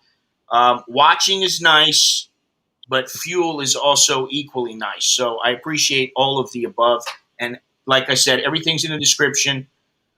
So thank you for those who have helped and who continue to help. And thanks you to those who watch. I understand there are some people who don't feel the need to contribute financial, and that's up to you. Everything up to you. If there's anything I've learned in Thailand in my time here, most of the time I can't care much at all about what other people are doing or saying. I have to think about myself and not worry about what others do or say or how they feel, unless they ask me. And that's just, I think that's a better way to live your life. You worry about what you're doing and everything like that. So for me, this stream, bringing Soy Dog Cowboy on, bringing Chucky on, bringing other people on, walking around, doing all these things, at least leave a thumbs up. That's what I would say. Please. I'd appreciate it. All right. So now let's continue, because I don't want to get too much into that than I already did. But I'm looking at some places here. Russia, they have it listed as $235,244. So Thailand is more expensive to retire to than Russia. What I want is Latvia. Do they have Latvia? No, but they got the Ukraine, which is $237,674. So that's about what, $1,600 a month or something like that. $16,000 a year. Is that correct? Let me think here.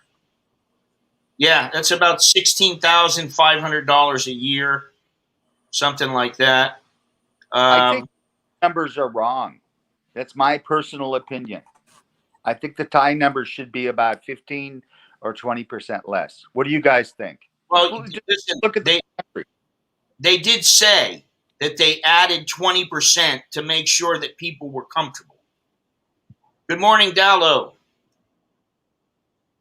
The numbers I'm spitting out, Longhorns, had you been here from the beginning, you would remember and you would know they are coming from Net Credit, who put out the this cost of a comfortable retirement around the world. They put out this article. They gathered data, and they found that the most expensive country in the world to retire to is Bermuda, which would take for 14.7 years of retirement, which would take about $1,065,697, where Thailand would take about $390,000. United States is about 601,000. That's what they're saying. So that's where those numbers are coming. Edward Snowden. Edward Snowden might retire in Russia. But yeah, I don't know. I mean, somebody who really loved Russia, or maybe he was married to a Russian or something like that, I guess. I've been to Russia twice, and I did like it, but I don't know that I would be able to live there. If for not any, if for no other reason than the extreme cold, and also I'm sure it takes a bit of time to get in with the Russians, and they're not the most open people, and that's okay. They're not open. But another thing is that Moscow, I find Moscow to be extremely polluted to the point where there was a lot of cars in Moscow when I was there. The one time that I was in Moscow, and I spent a couple days there, and just in the heart of the city. And man, I mean, you see cars going down the highway, and they're covered in soot.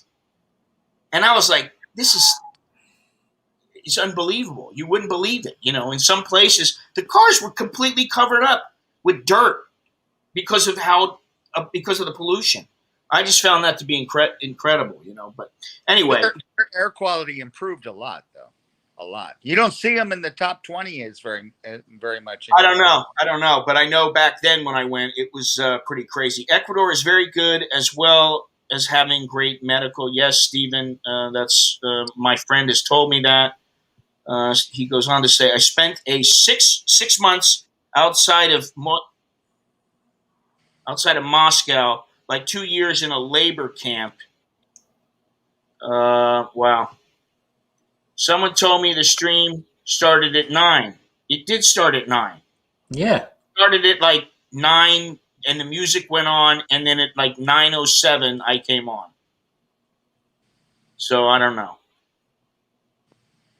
Maybe Hey, we got our signals crossed. What? Do you think I'm center, right, or left? What's your perception? You think I'm a Democrat or Republican? I think you're pretty centered, actually.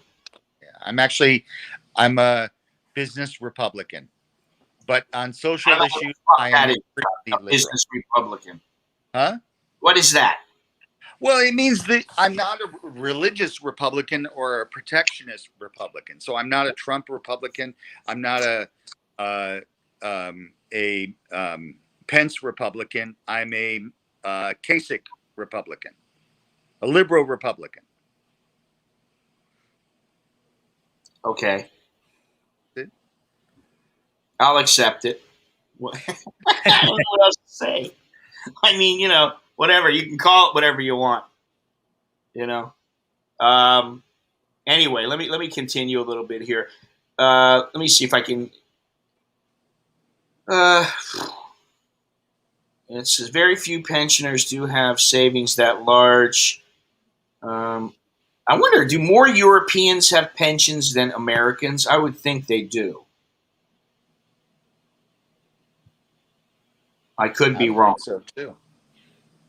But I don't really know, to be honest. So, once again, I'm speaking about something that I really don't know much about. Now, there was an article that came out this morning, just a couple hours ago. It says Thailand reopening looks more promising after the virus wave has been tamed. Thailand's tourism reopening plans are gaining momentum as authorities roll out a national inoculation program and look into the coronavirus. Look into coronavirus vaccine passports and quarantine waivers. They're studying right now the vaccine certificates for international travel after signaling the tourism-reliant nation is open to scrapping the 2-week quarantine for inoculated visitors. Excuse me. Hey, Scott. Yes. When you're ready, I want to show my vaccination card, and I want to talk to you about this vaccination passport, okay? Vaccination. 30 seconds. What's your station? Demo. I know 9, which is 8 here. But since you announced 9, I thought you meant 9. When do I ever say the stream is your time? I always say it's Bangkok time because I leave it to everybody else to figure it out because I don't want to have to figure out all the different places everybody is. So, a little misunderstanding, like I said earlier. BS, you're a straight Democrat. Yeah, he seems like one a little bit. He seems at least a little bit, but he is a little more centered than you might think. Just I know from talking to him over time, Europeans that he is. Do most expats that retire use the 800,000 as opposed to the monthly 65,000? Spend less than the 65,000? Yeah, I don't know about that. I mean, I know I have a couple of friends. Whatever, it doesn't matter. Let's not place the blame or anything like that. We don't need to play the blame game. Now we sound like politicians. I find that humorous. I don't know about that because let's see here. One guy that I know is on a what the hell is he on? He's on a marriage visa, and he makes over the 40,000, and he doesn't show the 400,000. So he shows the over the 40,000. Another guy just transfers to 65. Yeah, I don't know. It's hard for me to say because I know a few people who just put the 800K in, and I know some that transfer. But I'd say now it's more the 800K. It's a little more difficult with the 65,000, depending on where the people are located, because some of these immigration offices, they don't want to deal with that. They want to see that you got the money and that's it. And technically, you're supposed to be able to do that, or you're supposed to be able to do a combination of it. But that's not always the case. Now, at Chiang,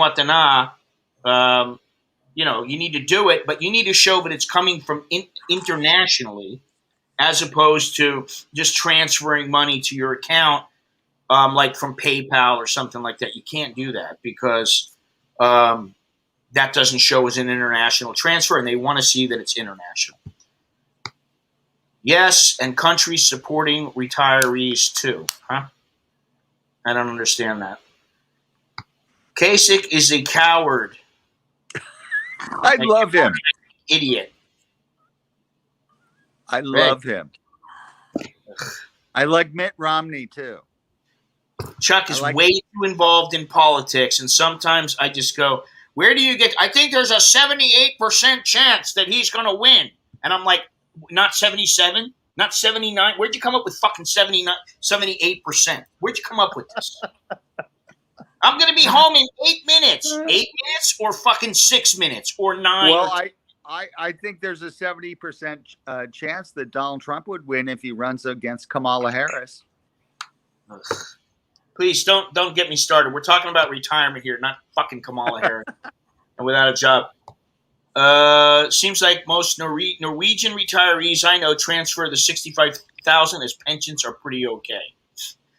I will tell you that while Norwegians may have pensions that are over $2,000 a month, I don't think as many. Well, I don't know quantity-wise, but I think percentage-wise, less Americans. There's not many Americans getting over that much in Social Security. So, the max is 2,300, I think, when you're 67. I don't know. I don't know. I'm going to start my Social Security at age 62, and I'm going to get 1,500, and I'm getting the max. The fact that you want to show a vax tag tells me that you're an excited Democrat. Well, no, I'm not a Democrat. But I have voted for many Democrats. I've voted for many, many Democrats. How many Republicans voted for? I voted for Reagan. How many how many presidents? Let's say 10. I voted for, I think there's been 10 running since I've been an adult, but I voted for Bush Sr. I voted for Reagan. and that's it. You told me you But I voted. no, I did not vote for Trump. That's a misunderstanding. I did You not. voted for Clinton? I voted for a libertarian. Sometimes I vote libertarian if I don't like either one. I voted libertarian many times just to give the party a little bit of love. I'm very libertarian. No, I didn't vote for Hillary, but I wanted her to win, not Trump. But I didn't hate Trump. I just think that it's a All right, little let's too get much off drama. politics, all right? You know, let's Yes. just get off that. It depends on the location. Some locations will not allow you to use the monthly transfer or the combination. There are some that I have heard of that will not allow that. They're just like, no, you got to have this much, and that's it. You need to transfer the full amount. So it depends on where your location is, you know. And there's a lot of immigration offices around, and that's why you need to be aware of what your particular where your particular immigration office stands. All right, Chuck, I'll give you the floor. You can go ahead and show your little card and get happy. So it's not because I'm doing show and tell. I'm talking about this thing that they talk about, like a vaccine passport. Is that what you're talking about? Right. So Americans are getting this. How the hell can we turn this into some kind of passport when it could be a forgery easily? You know? And in my life, when I've had to get like vaccinations like yellow fever, I got a card like this in the airports. I don't know. So, I know you don't. I know you don't know, but this is like, you know, something that we'll have to see how this plays out, because no one is getting anything different than this in America. No one is. What about you, Soy Dog Cowboy? What's the question? What are you getting? Didn't you get a shot? Oh no, I tried. Look, I'm not qualified yet, so I'm trying to get the classic leftover vaccine. As a matter of fact, there was just an article today on vaccine hunters, you know, trying to, you know, get these vaccines that are left over.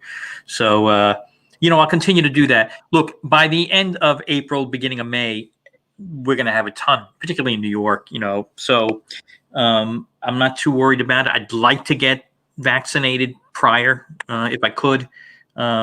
Legally, it would be great, but, you know, it's not looking good. I think the best shot I'm going to have is trying to get the leftovers until I get back to New York, and then when I get back to New York at the end of April, I'll be able to legally get it. You know, I'll be qualified by that time, and that'll be good news overall. I'd like to get the Johnson & Johnson one ideally, but I'll take what they got. You know, supposedly here, they just came out with an article yesterday, or maybe it was the day before yesterday, where they said that the registration is going to start like in May. And then I was like, well, does that include foreigners? Nothing in the article about that. It was a short article. So I'm interested to see how they do that and how long it takes, because the way that I look at it is, you know, I'll take it whenever they give it to me, as long as it's not the Chinese vaccine. Well, that's the problem. Which one are they getting? Well, they're getting the AstraZeneca and maybe the Pfizer. I don't remember if they said that they were getting the Pfizer later on or what the deal was, but they're not getting all that many of the Sinovac, and that's supposedly going to the people who have the highest need for the virus, and they've approved it for emergency use here. So. Yeah, no, that's great. Yeah, I used to read that. I read that Thailand suddenly put a halt to the Chinese one, so that's good. I guess. You know, I think what's happening from what I read is that in the States, you know, even the companies that didn't come up with a successful vaccine are working with the pharmaceutical companies that did, and they are going to manufacture the vaccine as well. You know, they'll get a cut, whatever it is, you know, it's paid for. So that's good news. So you're going to start seeing a real abundance of it. It's sort of like when you couldn't get, you know, in the States, you couldn't get your hands on your hand. Bless you. Bless you. There you go. One more. There you go. One more. Keep it going. Go for more. 6. Nice. That's okay. You know, it's sort of like in the States when this whole shit first happened, you couldn't get hand sanitizer. There was none to be had, and masks. And now there's they're everywhere. And I think the same thing is going on with the vaccine, where it's tough in the beginning, but now they're going to, it's so 78% efficacy. All right, Well, Which one is 78? Sinovac. Oh, the China that's one? what you're saying in Turkey. No. Sinovac isn't the Chinese one. But that's in Turkey. John is apparently in Turkey. I did not know he was in Turkey. Great country. By the way, that efficacy phrase, I've heard that is the number for getting COVID, but there's another number for getting seriously ill or dying or being hospitalized. Right. And most of them are at Pfizer, 100%. Yes, they're 100, and that's all I care about. I don't care if I get COVID. Yeah. I don't give a shit if I get COVID. In fact, that might be double protection. If I don't get sick and die, I don't mind getting COVID at all. Yeah, I mean that's really the goal here is so you don't fucking die, and that's Nobody wants me down there. So or up there. Hopefully it's up there. I don't know. Wherever I go, wherever I'm going, I don't know. When it's my time, it's my time. That's the way I look at it. Well, yeah, me too. But you won't know it. You'll be dead. I would like to make it to a decent age. Healthy. Yeah, I mean, that's ideal. That's the only thing I care about is I want to stay healthy. I think a lot of it has to do with stress and also, when you start getting like we're saying about retirement, the insurance is very important because listen, think about it. I mean, if you're in a government hospital, I guess if you go to a government hospital or something like that here, and you got like a heart attack. And you've got, say, 2-3 million stashed in the bank, and you've got some insurance, and you get your bill from the government hospital, and you've got to pay. Let's say you got to pay 100,000 baht.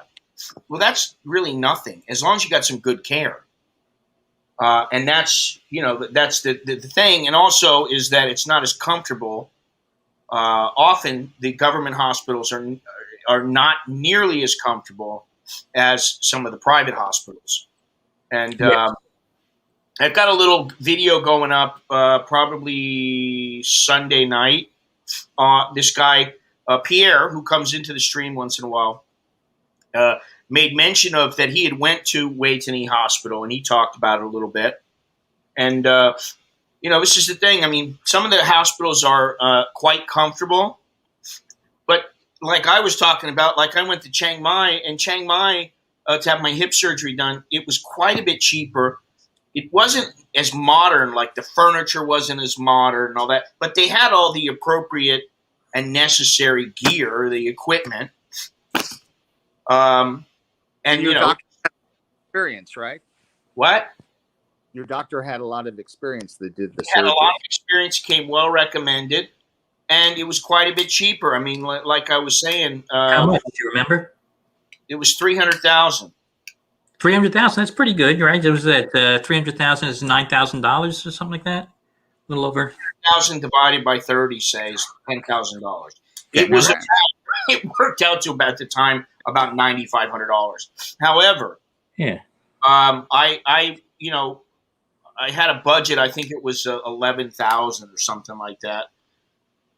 And basically, I used some of my frequent flyer miles, and I flew first class to and from Chiang Mai a couple of times, and also stayed in a nice hotel. And I brought my wife on one occasion. The last time when I was operated on, I brought my wife, and all that, and the cost was still like 150,000 cheaper than if I went to Wei Tani Hospital, and that was getting the price they told my wife, not getting the price that they told me.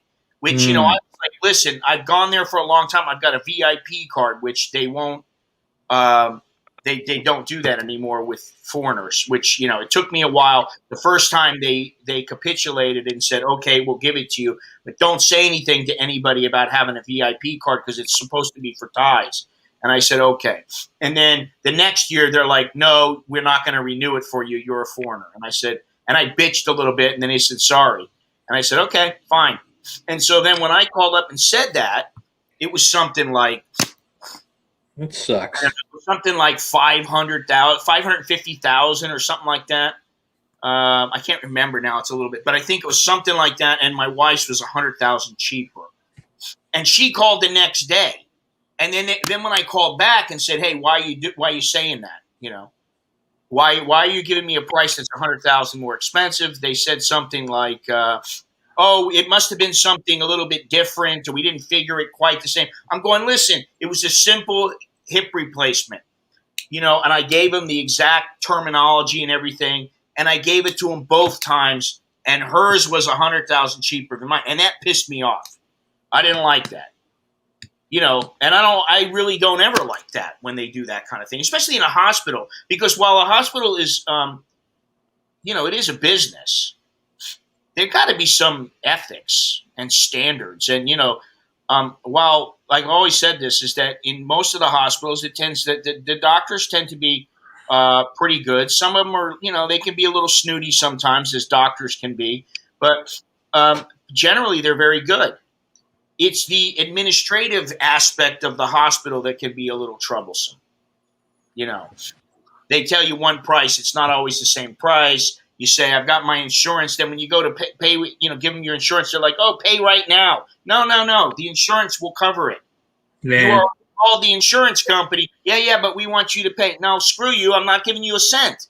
My insurance company takes care of it. You know what I mean? That's happened to me several times. But fortunately, I haven't really went in for anything, I don't believe, since, I went into the one little clinic in that one place to have my foot drained. For the blisters. And that guy was very cool. But, for anything serious, I haven't been in since my last bile duct surgery. Yes, thankfully, I don't fart like I sneeze. That would be problematic. Ecuador, or go to Cebu and hire 2 nurses and a doctor for private care. You could do that here if you really wanted. But how much is like a caregiver to live with you at your house? That I don't really know here. When you retire, do you know? I don't know. Obviously, that's something I should probably find out, because I think it is important, and it's also important for planning in your retirement. Now, they do have insurance policies that will pay for something like that, but I don't know how it breaks down and what they do and all these other kind of things. And I have to upgrade Thailand has that? Thailand has that? Well, the United States has it. I don't know if there's the USA, but I don't know about Thailand and how that works, and whatever. Because eventually the price is going to go up. It's not going to go down. Yes. It's never going down. It's always going up, right? So that's something to consider and also to look into, but there's an additional expense that you can add to your retirement. They did not even include in the retirement, they included a one bedroom apartment in the city center. What if you want a house and you've got a girlfriend and you want a big house? You want to be able to roam around. You're the kind of person who needs some space. You're not going to get generally, you're not going to find a little 5,000, 10,000 baht place. It's going to be more like 15,000, 20,000, 30,000 here in Bangkok. We have this place. This is a townhouse, and it's old. That's the only thing. And my wife has been saying we need to get out of here, and I've been saying it for a while. And we just keep, we're waiting as long as possible. We like to hold back on things, hold back the reins a little bit, and then when it's right, it's right. We'll know. How much would your townhouse cost to buy? I don't know. I really wouldn't want to buy this. I think it's somewhere around 4 million baht. Okay. Which is, it's affordable.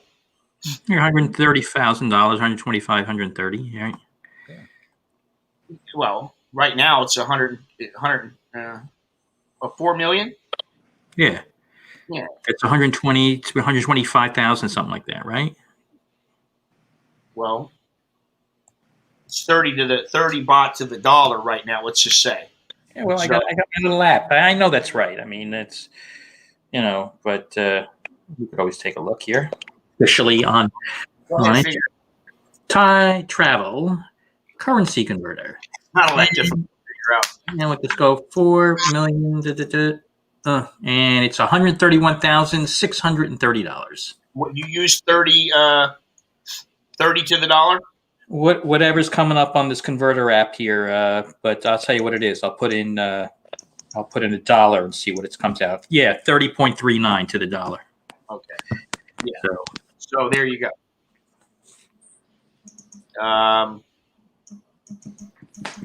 Yeah, so just round up $132,000 for a townhouse. Which is not that bad, but this thing needs some work. Yeah, I mean, I wouldn't want to buy it. Yeah, I mean, it depends. You could build something for that, nicely. And, medical will always be the issue. Yeah, all right. Johnson & Johnson, AstraZeneca.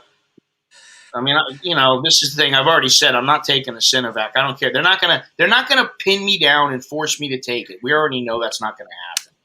In the Philippines, you can hire a live-in nurse for $400 a month. Okay, well that's good to know. Yeah, it's probably 5 or 6. Self-insured for at least 10 years and retired a long time ago. Now, way before 60. Ecuador is cheaper, and you can own the land. Yeah, that's the good thing about Ecuador is that you can own the land. That's cool. Well, that's a pretty good reason. Yeah, but your wife, it doesn't matter for you. Your wife's going to have it in her name, so she can own it. Well, not if I was in Ecuador. I love Ecuador, but there's one problem. Yeah, go ahead. There's no Asians there. So what is that? That's not a problem for me. No, it's not a problem for you at all. It's a problem for you because you're, I only like rice. I guess. Let's see here. What is this? Well, I didn't think you were.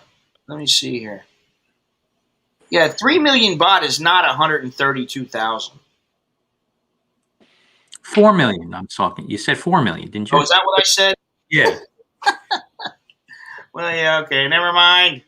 Yeah, 3 million would be. That doesn't sound right. Yeah. How come it's so much? And then I'm like, oh, because it's. Yeah. 3 million. You'll be at 98,000. Round to 100. I've seen houses around here for 3-4 million. So yeah. So between 100 and 130,000. Here you go. Dallo says 3 years ago we purchased our 3-bedroom, 3-bathroom townhouse in Samupakan in a gated community for 3.5 million baht. Samupakan's a little ways out, as you know, so it's going to be a little bit cheaper. Although you're in a gated community, this is not really a gated community. Although it's supposed to have a guard and all that other kind of stuff, but and they've been asking. They ask for money every month for garbage and for the lighting and all this other kind of stuff. And then my wife the other day was, a couple weeks ago, was like, "Listen, I don't see that we're getting anything aside from the garbage, and they'll pick the garbage up no matter what. So what's the deal?" And the people were asking that the price go up from 150 to 200 baht.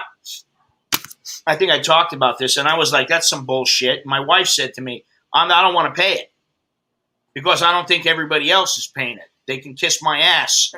And so I said it right in front of our landlord. The lady who collects the money walked by. I said, hey, how come it's 200 baht now?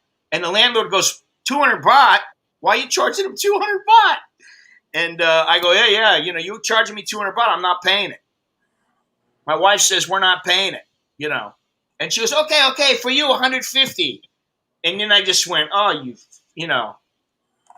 I was like, all right, whatever, Good night. Stephen K. Good night and sweet dreams and all that good stuff. All you expats are taking the Sinovac. The label will say otherwise, so Farang no complain.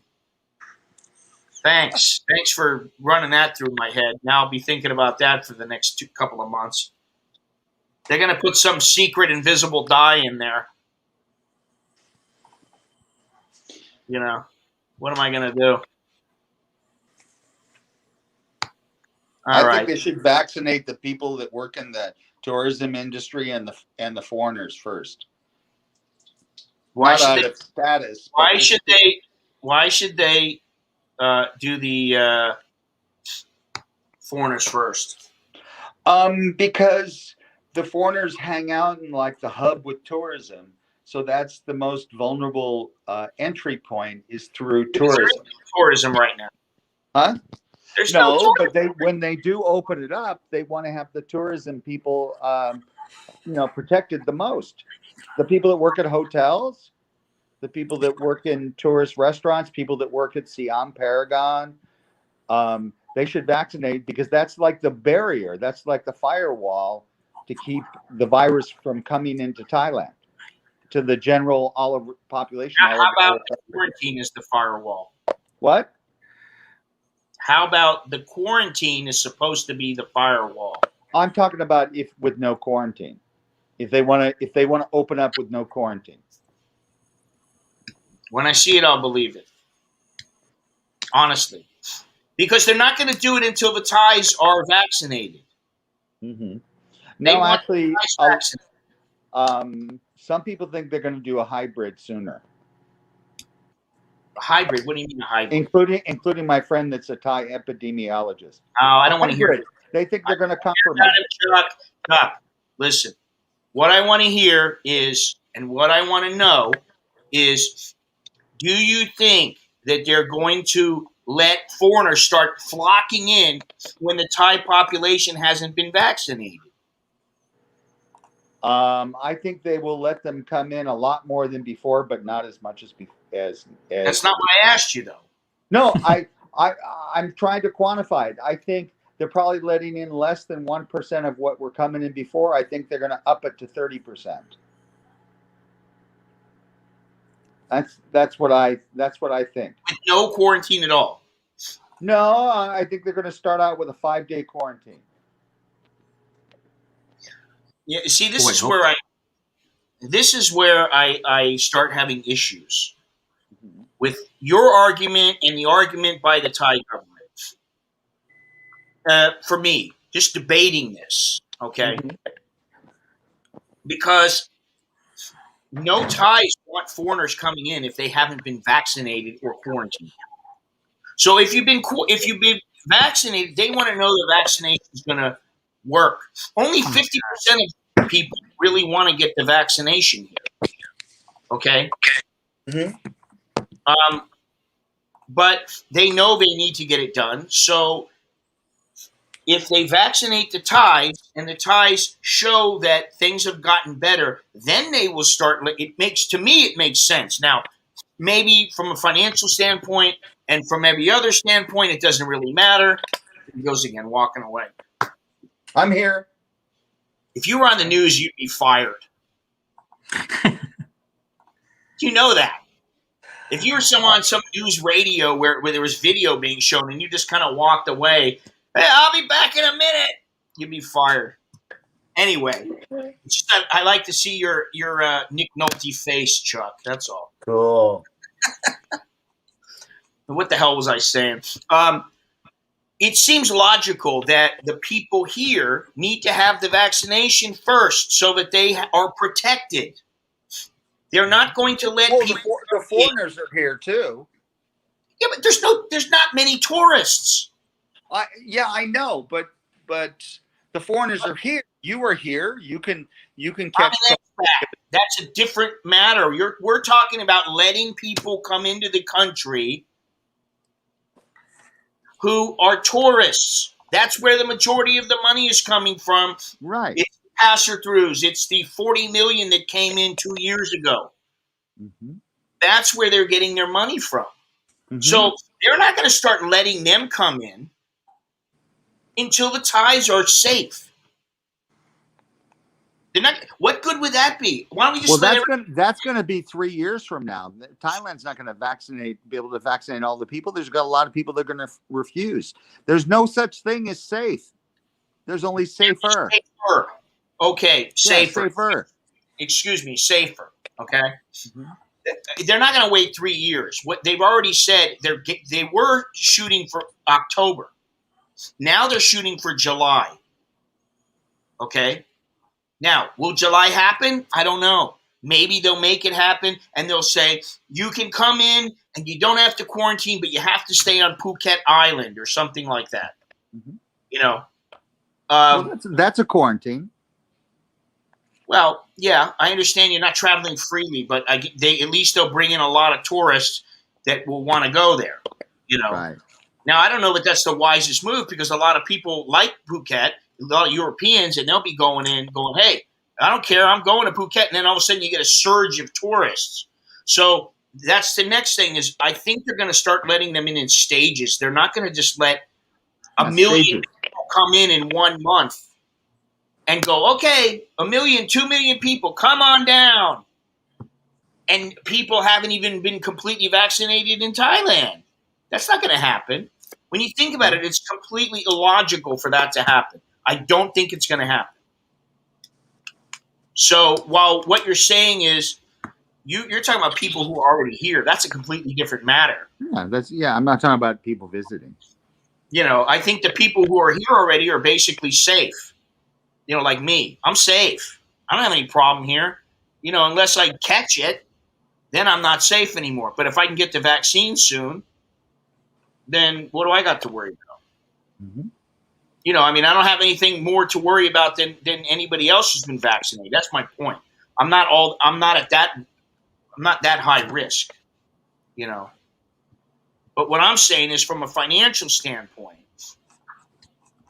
and from a medical standpoint, why would they let people come in when they know that there's a high chance or at least a chance of some of the Thais being infected by some of the people who've been vaccinated?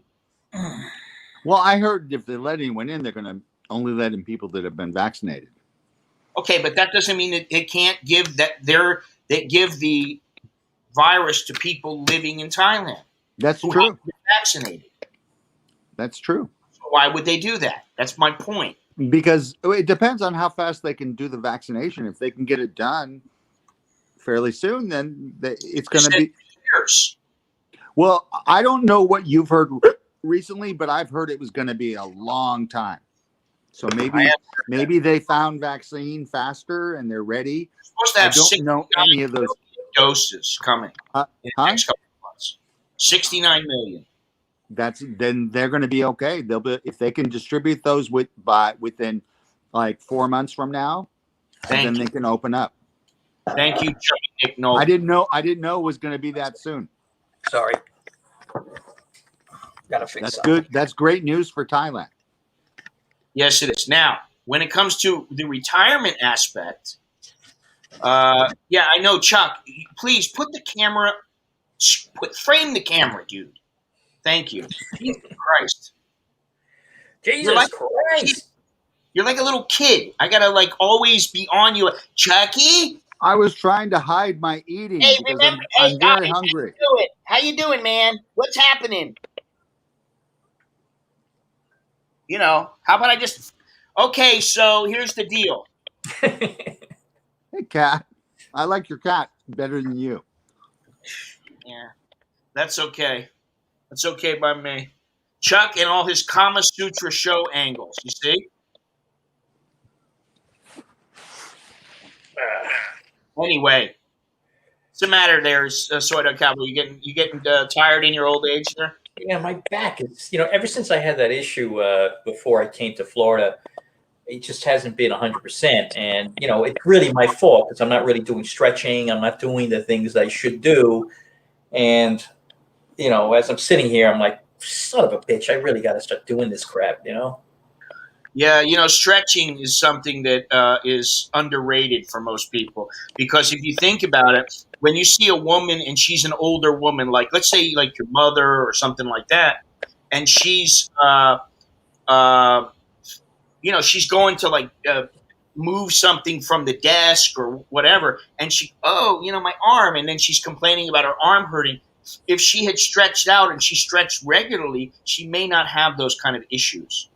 My father is having those issues now. He really can't like tie his shoes because like he can't really bend down to do it, and that's believe it or not, I can still touch my toes and even touch the palms of my hands on the ground. I've never been able to do that, and I certainly can't do that now. For whatever reason, some people just they can't even get this far from the ground when they try to put their hands down.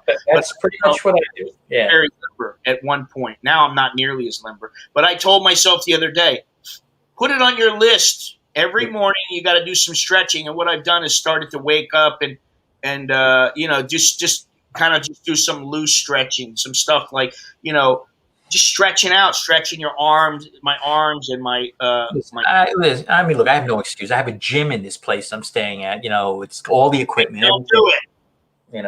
That's what happens when you get older. You're like, I know I can go do it over there. All I have to do is walk over there, and then you just don't want to walk over there, or you walk the opposite direction. Yeah, I'll do it later, and then you don't do it. Yeah. Hold on, I'm sorry. Step it up, Chucky. Well, Chucky dropped off here. Step it up, Chuck. You're in Hollywood. I think where is he now? I don't know where he is right now. Yeah, no, that's where he is. He's in West Hollywood. He's in West Hollywood. That's right. Good morning, afternoon, evening, gentlemen. I am back at work this week, so I missed a big chunk of the stream. Well, that's all right, Carl.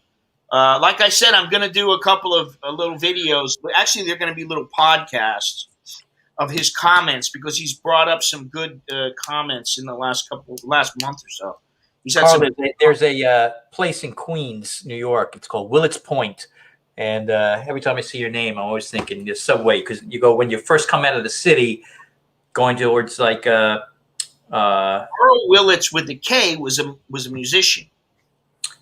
This was I don't even know what it is. Willets Point. It's like an industrial area on the way to Shea Stadium, City Field. So, have you lived there all your life, Soy Dog Cowboy?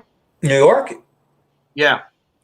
Well, no. I mean, I was born there. I was born in Brooklyn, and then my parents moved to Queens, and then they moved to Long Island, where I really grew up in Long Island.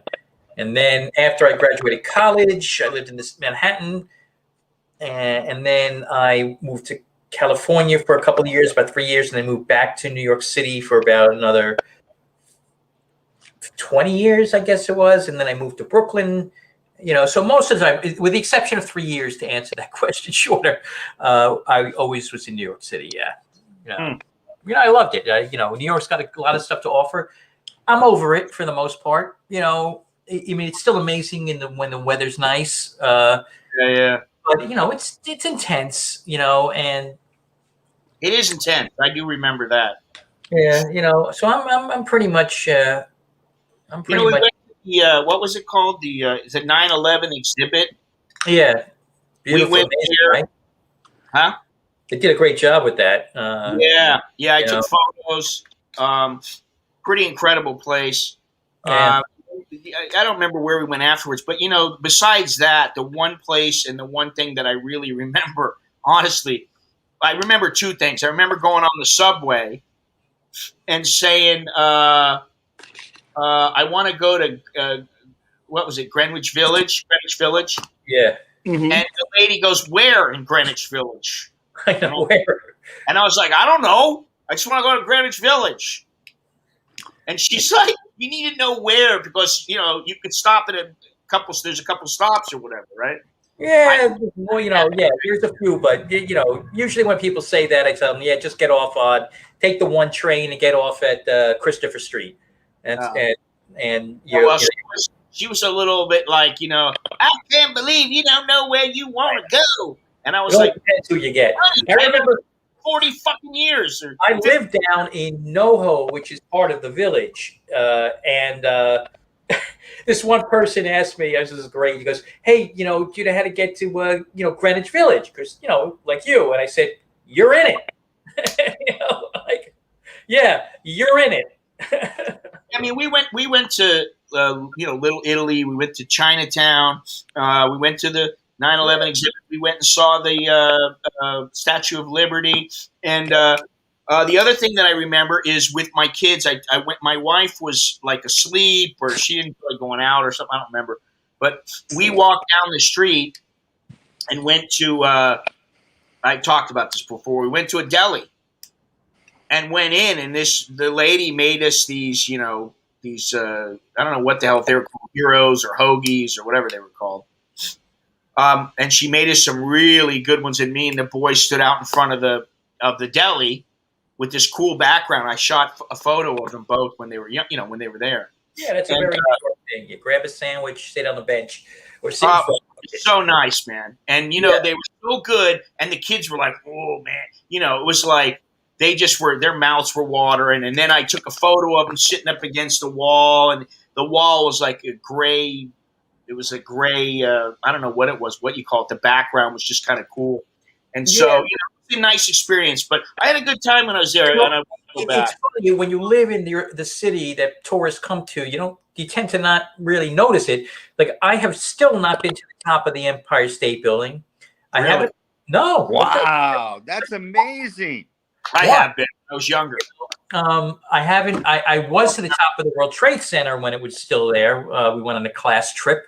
I haven't been to Ellis Island. I've been to the Statue of Liberty, but that wasn't until I was in my 20s. So you tend not to do a lot of the, some of the things that are touristy, but they're still kind of cool. Like here. Yeah, exactly. So I've been to a lot of places. I mean, I haven't been to the Grand Palace in years. Why do I want to go back? I don't really feel the need to go back. I've seen it. Okay, maybe I'll see some things differently, but generally that's what I do. I go to a place once or twice. Some places I go frequently if I can have a different experience. And, that's it. But let me read these real quick. Carl said, if most of the people aren't vaccinated, they will limit where you can go, and even then, possible infections could be spread. And I agree with that. They have to vaccinate people here. I will have to visit it, Soy Dog Cowboy. Willets Point. Oh, okay. Interesting. Anyway, go ahead, Chucky. What were you going to say? So when we say vaccinate, what percentage of the population do they need to vaccinate? Because if half won't do it, does that mean they'll never open? Maybe, but they're gonna do something where they'll make it to where people will do it. I think that some of the people who say they don't want to do it, they will do it.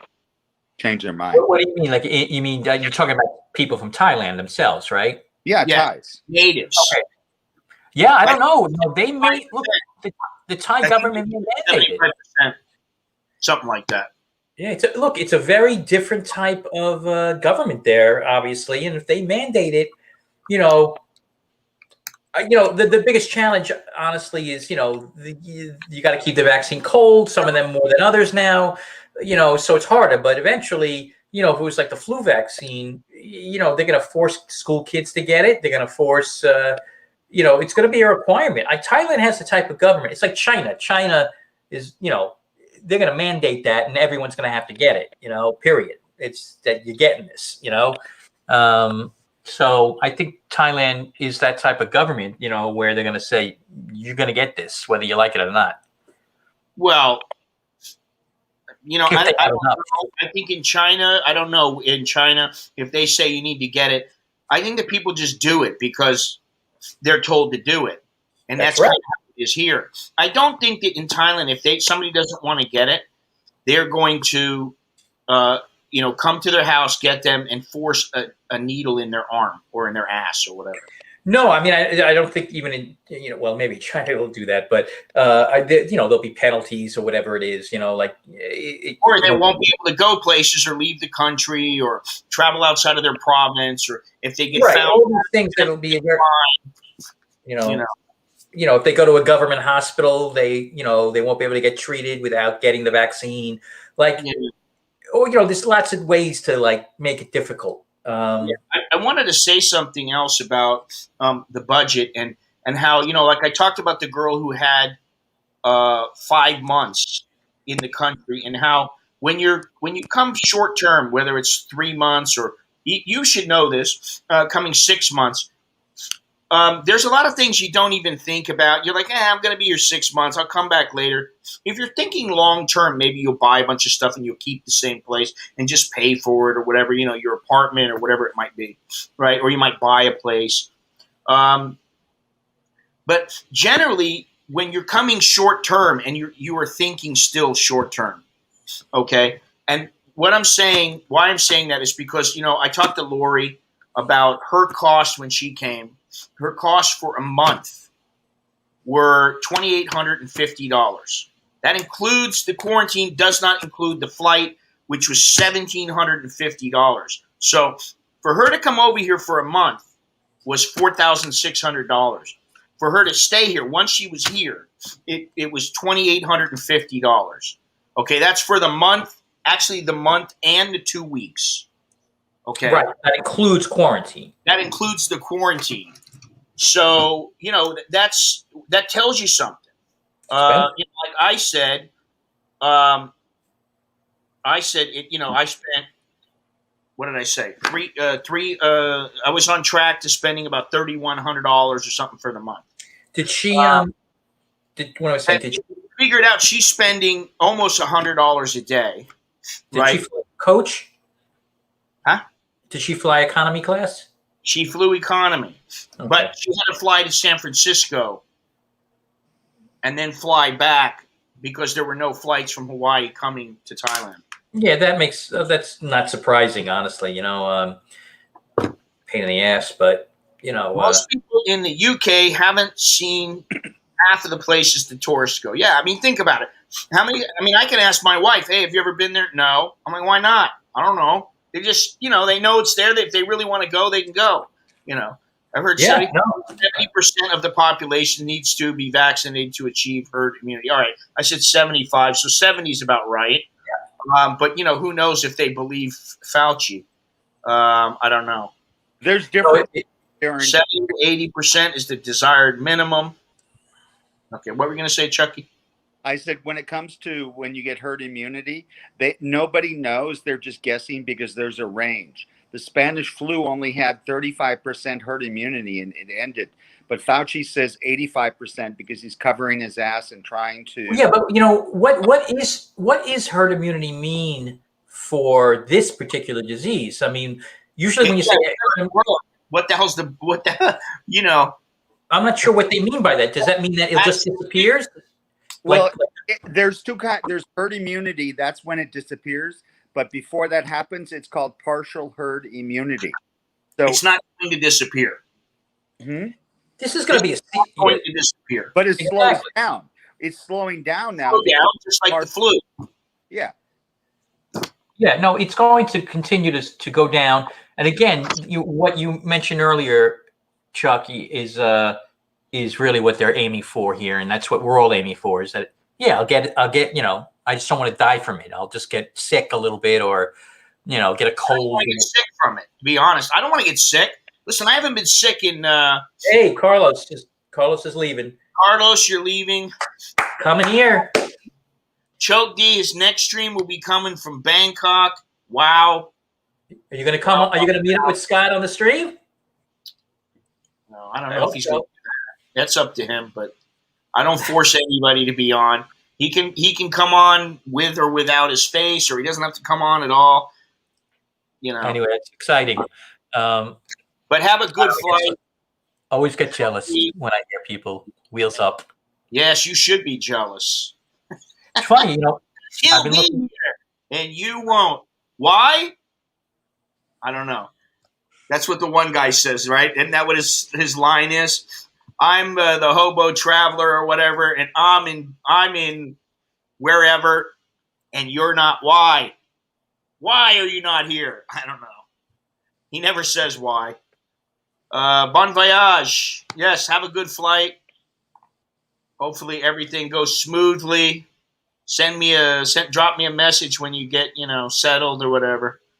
Screw herd immunity. They talk about it with or without the vaccine. Who knows if the virus weakens in a year or so, and that will change herd immunity. Well, obviously in Texas now, they are opening up basically and saying everything's back to normal.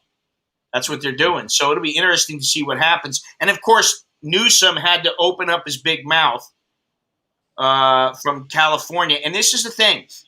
You know what? This guy has balls even commenting about what's going on in Thailand. Why doesn't he mind his own business? His business is California. Abbott's business is Texas. Who are you talking about? Oh, come on. Get with the Newsom. program. You're three time zones behind there, Soy Dog Cowboy. We're talking about how Texas is opening up. In fact, it's already open. No masks, no nothing. Now, and then Newsom comes out and says, "Oh my God, I don't even remember." Yeah, but most of the business. Look, most of the businesses already said they're ignoring that, and if you want to come in, you got to wear a mask and things like that. So, just because he's saying that doesn't necessarily mean that people are going to do it. I understand, but I think it's a good thing that he starts doing that. Now, I don't see a problem with wearing a mask, but when do you get to the point where you go, I don't need to wear my mask anymore? Really, think about it. When people are vaccinated to it, Yeah, but the vaccine is not going to stop it. So then, we still need to try to, socially distance. What's the point of that? Yeah, why get vaccinated? There is going to be a time when you don't need it. Ain't shit back to normal. Already hearing all the crybabies, babies. Doesn't matter if it's officially open. Businesses can still say no. Oh, I mean, I think that's fine. Right, and that's what they do. They have the right. But here's the thing. He's leaving it in the hands of the people at this point. He's like, all right, you guys you want to open up? Because that way, listen, there are people that are saying, hey, I'd rather worry about the virus and social distancing and open up and still have my business and still have an income than stay home and not earn any money or earn quite a bit less or whatever. So I'm going to take that chance. And I think that should be left to the people at this point, So, Scott, I wanted to comment about Newsom and Texas versus California and Florida versus California, because I believe in using real numbers, real statistical numbers, and the death rate per 100,000 for Florida, Texas, and California is almost exactly the same. So there's no proof yet as to whether a red state is doing better than blue states. There's no proof with those three big states because they are like neck and neck. They're really, really close. Yeah, but look at how Florida has been operating. Yeah, so they've done a lot of things that the left side has complained about, but yet they haven't paid the consequences for those decisions. So we'll have to see in the end of the pandemic, did red states do better than blue, or did blue do better, or was it a draw? Was it a draw? We need to evaluate this for the future, for future pandemic. Okay. Download, take it easy. You take it easy. See you when I see you. I agree with you, Chuck. However, like I would say, is you got Florida, which is doing, by most accounts, they're doing fine. And then you got California. How's California doing? I'm talking about the overall number of deaths per 100,000 people. Yeah, per capita. Per so capita, when California's been locked down. They're all about the same. Plus California's been locked down for the most part. I know, but yeah, and it. Okay, wait a minute. Here's my point. California's been locked down. Florida hasn't. Mm-hmm.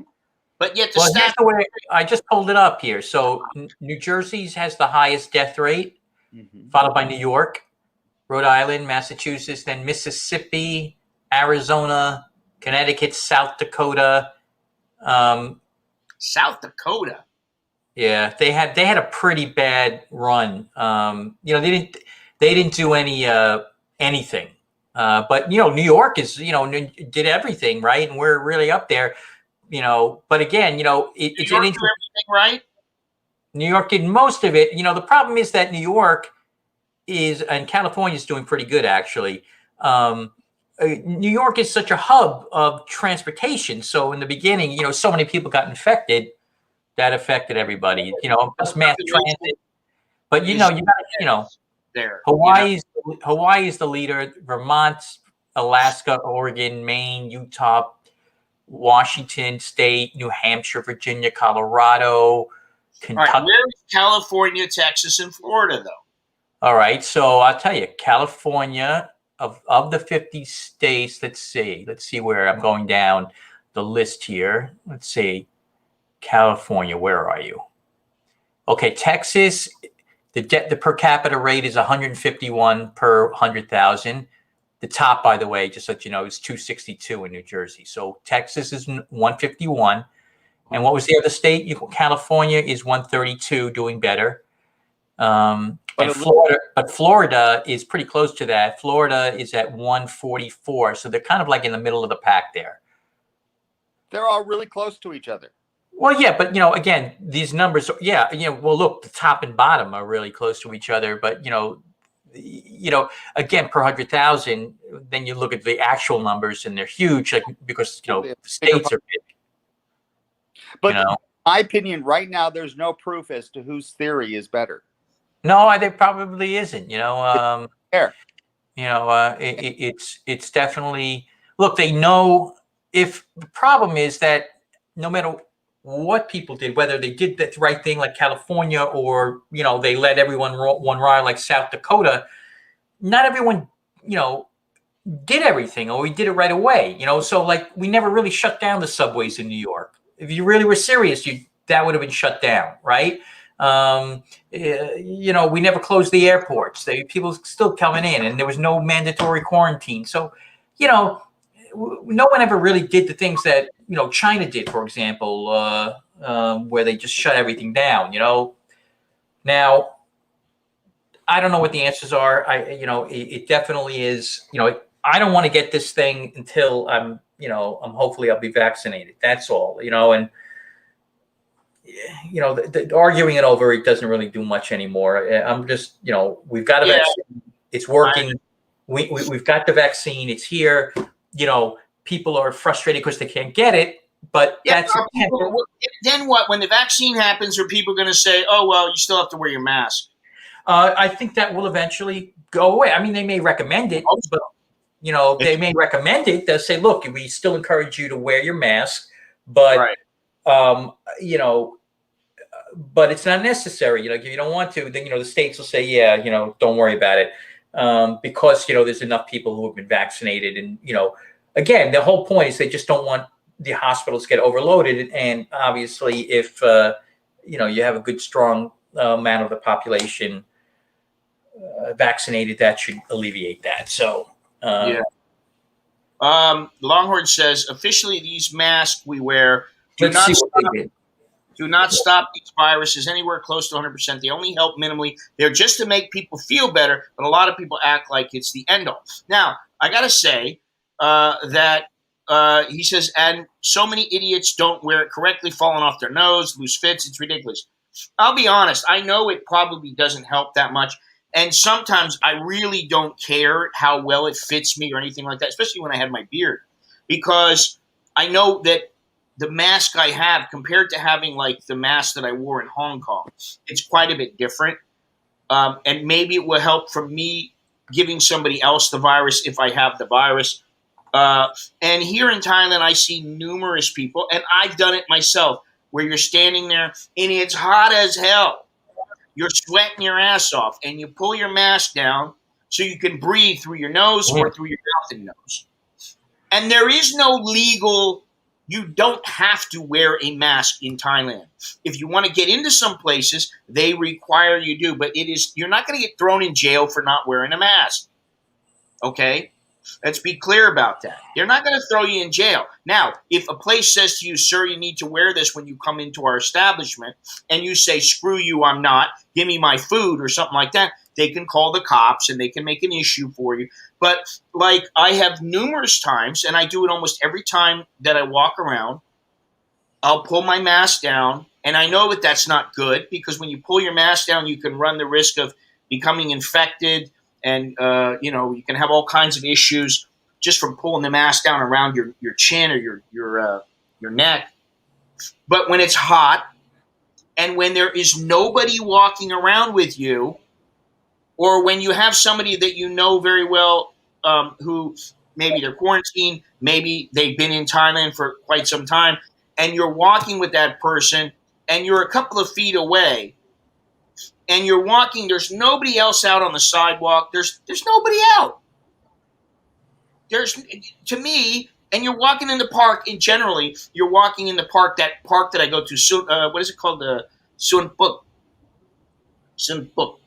You go to that place, everybody has their distance from each other. Nobody's really standing next to each other unless they have their mask on or they know each other.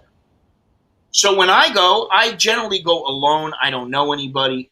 And you know what? I have my mask and I don't wear it. You don't have to. I don't have anybody walking right next to me. Now, when I start walking around through the market, that's a different story. I put the mask on. I try to make it fit. Right. Fine. You know, that's what you could do. Sky Trooper was saying that Scott. Listen. So Sky Trooper was saying that South Dakota did do some things to help prevent the spread. You know, I remember in the beginning it was pretty brutal. We did do nothing. Yeah, I don't believe they did nothing. Right, but in the beginning, they still had the Sturgis motorcycle rally. You know, people got very politicized, and then eventually, I forgot about that. So they started doing things. And also what's interesting is because of the population, so many people got COVID that they suddenly had immunity to it. Because they all got infected, so that helped too. So the numbers are down significantly. But in the beginning, they were not great. And that motorcycle rally didn't help. So the USA is starting out with a foundation of people that already had COVID, but countries like Thailand and Taiwan have to start from zero when it comes to vaccination, because USA is probably naturally at 35 to 40% herd immunity because of people that already had COVID. So when they vaccinate 10%, that bumps it up to 50. But Thailand starting at zero, it takes long. How long does that last? That's speaking from reading articles and that kind of thing. I don't think they really know. And then what happens if it's a different strain that someone else has, and you get that one, but not the other one? The efficacy of the vaccine for the Pfizer vaccine is 95%, but for the British one, it's 85, and for the South African one, it's 75. So it's not like all or nothing, and it just stops working. It doesn't work well. You're throwing around these numbers, and I understand. I've done it also. We throw around these numbers like, there's some kind of exact science, and I don't think they are an exact science. I think there are other factors that are involved that we need to think of. And just wearing a mask, like if somebody has been vaccinated, let's say October 1st, Thailand says we're all open, no more quarantine, nothing. You can go wherever you want, do whatever you want, but you have to show your vaccination card. And a large percentage of Thais have been vaccinated. Now, do you think people want to go and have to go and wear masks everywhere if they've been vaccinated? What's the point of getting vaccinated if you have to wear your mask all the time? Well, listen, I know in Japan they wear the mask doesn't even do shit most of the time. Not a little surgical mask. Well, yeah, but if you're both wearing the mask, the whole concept there, and they know it does work. We know how this is spread. It's mostly in the air through the droplets. The mask, if both people are wearing it, you drop down the percent significantly. I mean, it does. It's simple. But eventually that's going to go away, Scott. I don't know. Other countries, I don't understand why Thailand did have so few cases. I'm still not understanding that. Oh, my God. Me too. I don't understand it at all. I think some of it has to do with their culture and how they interact with people, and how people are not nearly as touchy-feely as some other cultures. Yeah, yes. I mean, why they don't shake hands? The BTS is crowded. You still have They're not hugging those people and kissing those people. Yeah, but they're not doing it in the subway either. Huh? And we're not doing that on the subway either. No, but there are people that do. They mac out on the. They don't have a problem with public displays of affection. No, but still, and they are constantly shaking hands and hugging each other, kissing each other on the cheek. In Thailand, that doesn't happen most of the time. I think that has at least something to do with it. Maybe there's something genetic. Who knows? Well, maybe that is too. I don't know. I don't know. The guy I mean, it's brand new. that's an epidemiologist, he doesn't have any fucking clue why it didn't get to that. Okay, well, there you go. Yeah. That's the bottom line. Nobody has a fucking clue about this. Yeah, look, it's a brand new strain of a coronavirus, so it's all new to it, everybody. Longhorn says, I do agree the vaccine gives you a great chance of not getting serious symptoms from COVID, and that's all we really need. Right. I'm good with that. The surgical masks do only stop you spreading the virus. They don't prevent you from contracting it. There you go. Friend of mine is 50. He may have received heart damage from having COVID. May have. Well, yeah, I'd be interested in knowing what the deal was with that. Yeah, that's going to be years down the road where they're going to figure out, okay, everything has its effects, right? Look, my back has been killing me since I threw it out, and maybe that's forever. You've got you get a disease or sickness, it has lingering effects. What is he doing over there? I'm getting water. Oh, okay. I was not peeing. That was water.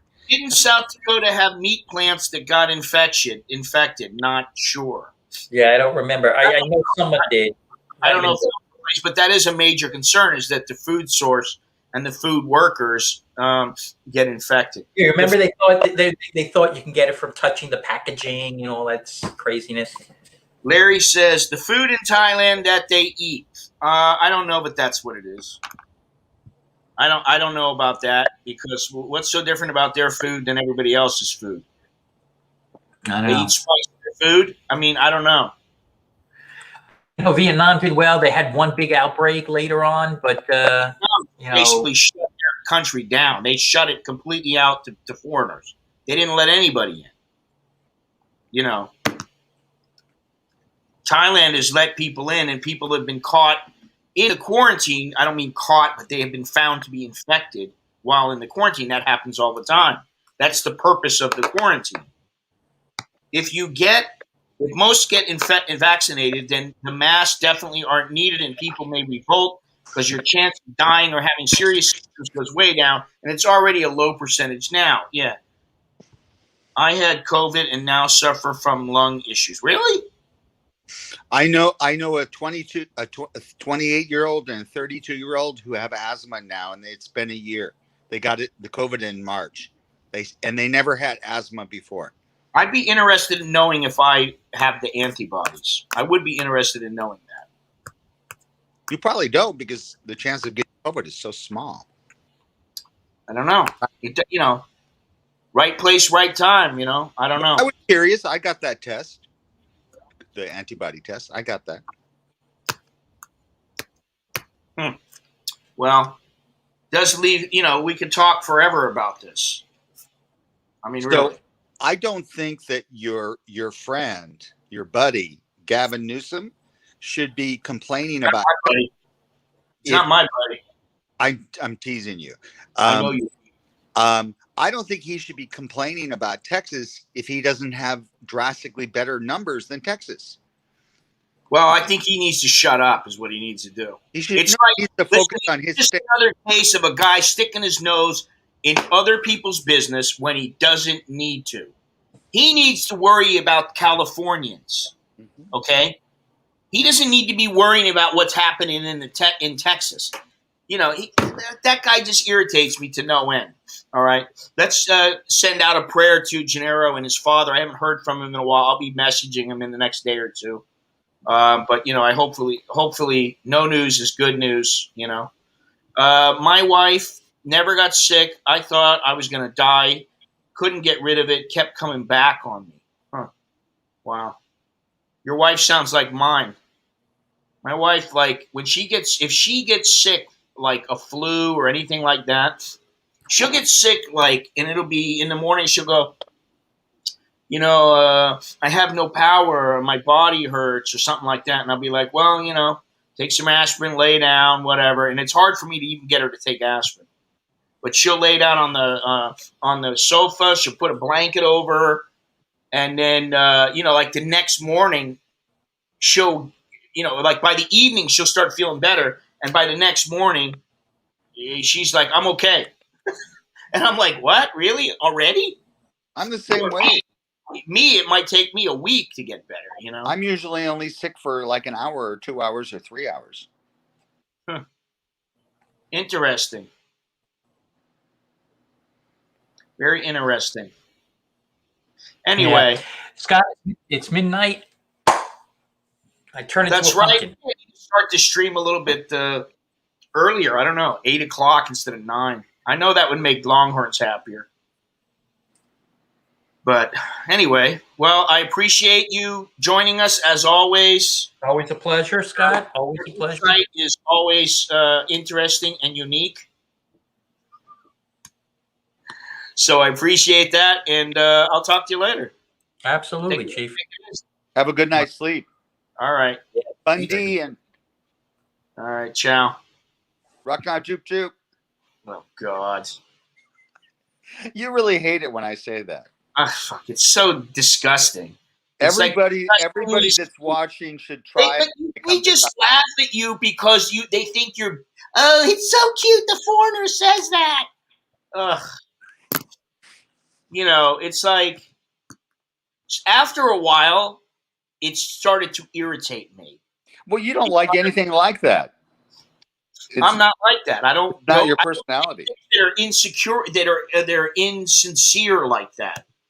Oh, I mean it. I really mean it. I love people, so Yeah, I guess. It's very sincere.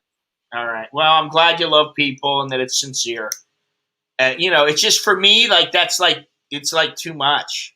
I don't even know the person, and I'm telling them, love and kisses. I'm a guy, man. I'm not gay, and I don't feel the need to be like love and kisses, baby. I say it to the taxi drivers. Ugh. Yeah, you should be careful doing that. One day, I say it to taxi drivers too. I understand. You should be careful with that. Anyway, you got anything else to add? Nick Nolte, Chubby Nick Nolte, Bum Gun Chuck. No, I just hope everything gets back to normal as much as possible. The only thing I would say to the people considering to retire in Thailand and just in retirement in general is do your best not to spend your savings, but instead the dividends or interest that you make from that savings, and spend no more than 4 to 5% of your total net worth. And 20 years later, 30 years later, your assets will still be there. Interesting. Don't spend your assets. And of course, we're not talking about if you have a pension or you have Social Security, you shouldn't have to do that. Mm-hmm. You should hopefully, if your pension and your Social Security, assuming you have it, assuming you're an American, but some Europeans have pension plans and some kind of government plans for them. Hopefully that will cover your nut, Mm-hmm. and then your savings remains your savings. Steve said he was self-insured. I'm never really a fan of that. Now, I don't know. I guess if you have enough money, you feel you have enough money, and listen, if you got $20 million and you figure, hey, if I got to drop $5 million, even $10 million, because I had some major illness and I was in the hospital for a month or 2 months and I need, care and all this, maybe that's enough and you don't have to worry about it. But for me, if I only have $300,000, there ain't a chance in hell I'm going to self-insure. Mm-hmm. You know what I mean? So what is the insurance coverage in Thailand that you would buy? Like the one you said that's $300. How much is there a cap on it? How much is that cap? Yeah, let me tell you. Let me see if I can find it real quick. I think that's really valuable information. Yeah, I have it, and it is quite good. Let's see here if I can find that damn thing. Because I just was looking at it the other day. What is this here? Let me see. I know this is Luma. Yeah, this is different. Total premium 70,000 baht. That was option A, and that doesn't. I don't want that one. Which was the other one? Platinum 1 million. Oh, this is Aetna, which no, you don't want that one. Yeah, that's only 1 million baht versus dollars. The ones outside of Thailand are far better. But let me see. Let me just give me a second, and I'll find it. No rush. I had it the other day. Where did I do with it? What did I do with it? It's a PDF. Let's see if I can find it on the PDF. It was good information, though. Mm-hmm. Shit, I don't think that's what it is. No, that's from Robinhood. And I would also advise everybody watching that I think one of the most valuable things would be to do it Scott's way as far as dating and the boundaries that you have and how to be a man, because that is a major thing that can fuck up your old age. It can fuck up your life. Even if it can fuck up your life by spending all your money on girls, or doing things like that. That's probably the biggest thing. Guys do it though, and that's what's incredible. And I'm going to do a little video because I got a comment about that the other day, and I'm going to do a video on this. All right, let me go to my email because I know it's there, but let me just see here. But yeah, that can completely screw your life up. I mean, and there are knuckleheads out there who don't care. They're just like, but she would never do that to me. Yes, she would. How many times? To tell you, yes, she would.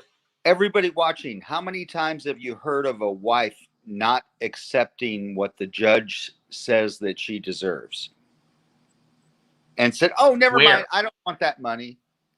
I'll go out and make my own money." How many times have anyone heard of that? I've never heard of that. Huh. Let me see here. I want the other one. I got this one. This guy sent me so many different kinds of insurance here.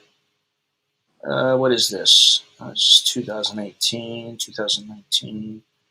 How are things going? Blah blah blah blah blah. But I got the guy's info here.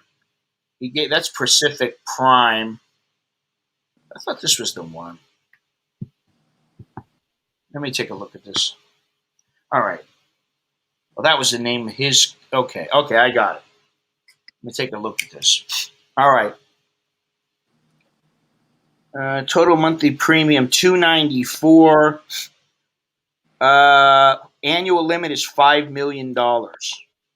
Dollars? Yeah. Wow, per year?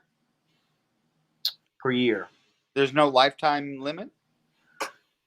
It doesn't. I'm not looking at that right now. It just says geographical coverage, which is for Thailand, India, Cambodia, Vietnam, Myanmar, and Laos is $5 million. $5 million. Inpatient is yes. Private room, yes. Surgery, yes. It's all covered. Outpatient, all that is yes. Emergency evacuation is 50,000. Now, this was the cheaper one. Let me see if I can find the one that was a little bit more. It was about $10 more. Is this in your email? Can you email it to me? Yeah, I can send it to you. Cool. Sure. I love it. Thanks for your help. Yeah, well, yeah, that's what I'm here for, man. All right, let me see here. This is the 5 million. Okay, this gives a little more information here. Outpatient treatments for cancer paid in full. Oh, that's amazing. Well, this was some pretty good insurance, actually, and I've heard from several people that it is very good. Inpatient treatment of mental or nervous disorders up to 30 days a year or 90 days a lifetime, paid in full. Maternity care, $20,000 per a year. We don't want any more kids. Let's see here. Okay, where's it at? All right, this is not the one though. There's one specific. Let me see here. There's one specific thing that he sent me that was really, really good, and it gave me like 5 different options. I'm trying to find that one, as opposed to the one that I just pulled up, which was $294, because I wanted what I wanted was the emergency at the time, one of the emergency evacuation up to $1 million, because 25,000 or 50,000 to be evacuated from somewhere like Myanmar is often not enough, and so that's why I was really thinking of it. This is the book. All right, hang on. Let's see. Oh, this is the app. Okay, how to apply? Blah blah blah blah blah. Oh, this is just the app. What did he do with it? Where is it? Also, Scott, Well, do you know what the best emergency center is? Emergency room, like trauma center in Bangkok? I don't know. I just know that like Bumwingrad and Waitangi are good places. Because B&H considered. doesn't have a trauma center. Yeah, I don't know. I know that whenever I've That's needed good help, for us I've been to able know. to be helped. I should check on that as well, but Yeah. All right, let me see here. See, this one is a little different. This one said this is not the same one. Monthly premium is $294, $3,528 for the year. But they are directly billed by the hospital. You get $1,000 for an annual health check, and I'm sure that's subject to a waiting period. Emergency evacuation is only 50,000. Maybe he sent me some kind of an update on the emergency evacuation with the with the higher and better emergency evac. Let me see. I'm going to search his name instead of insurance. Now I want to find out about this stuff. Cool. All right, is this the one? I think this would be a great topic in the future. It actually is. Okay, this is the one. Let's see here. Oh well, maybe. Wait. Let me see here. 2,500,000 is the annual limit. 261. Yeah, this is not the. This is a different one, but that's still really good. It's about 260, which is a little more affordable. I used to have William Russell Insurance, which was very, very good insurance. The only thing was that they kept raising their premium every year by 10%. And even if I didn't go in and even if I wasn't seen for anything, they'd raise the premium. And I was like, what the, that's not good. Every month, in 10 years, the premium it doubles. Mm-hmm.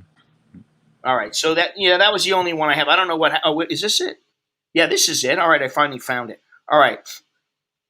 $5 million emergency act. Okay, here it is right here. This one is emergency evacuation is $1 million lifetime, and that one is $335 a year, and you get a $5 million ceiling. No $335 a year or per month? a month. Yeah, that's the premium. A great price. Yeah, it's good. It's just I got to think about my kids as well, and I don't know, if I can afford adding them to this premium or not. So are they? They must be a lot cheaper, though, right?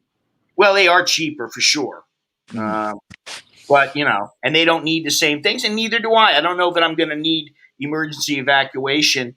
Like the next one down, it goes down $41, and it's $50,000 per event for emergency evacuation. And if you need to be flown out by helicopter from the middle of nowhere somewhere, let's say that I end up going to the Congo and something happens, I break my leg, and there's no doctors around, and there's no place to, get fixed up. They're going to need to fly me out. Mm-hmm. And so that means emergency evac. And, I can tell you that over there, they charge a premium because everything is limited. So you're going to need as much as you can, and 50,000 probably won't be enough. Be nice if the STV was permanent. I just do that every year and just use travel medical insurance. Well, when do you turn 50, Longhorns?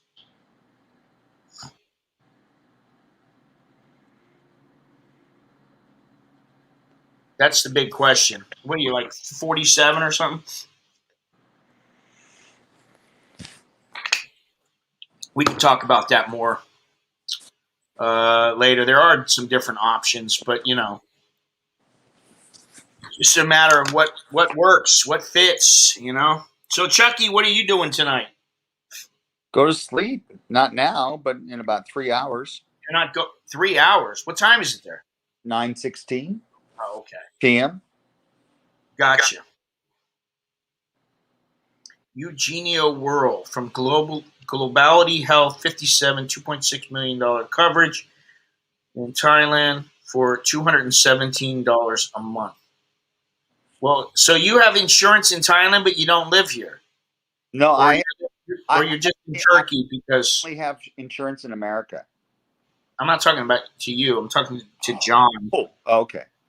You only have insurance in America. See, I don't need insurance in America, really. You know, if I needed something small, like for a cold or the flu or something, or, you know, I broke my finger or something like that, yeah, right, I could cover it. But if it was something a little more extreme, I'd just go to the VA. Well, for emergencies, I'm covered in Thailand with the Thai healthcare.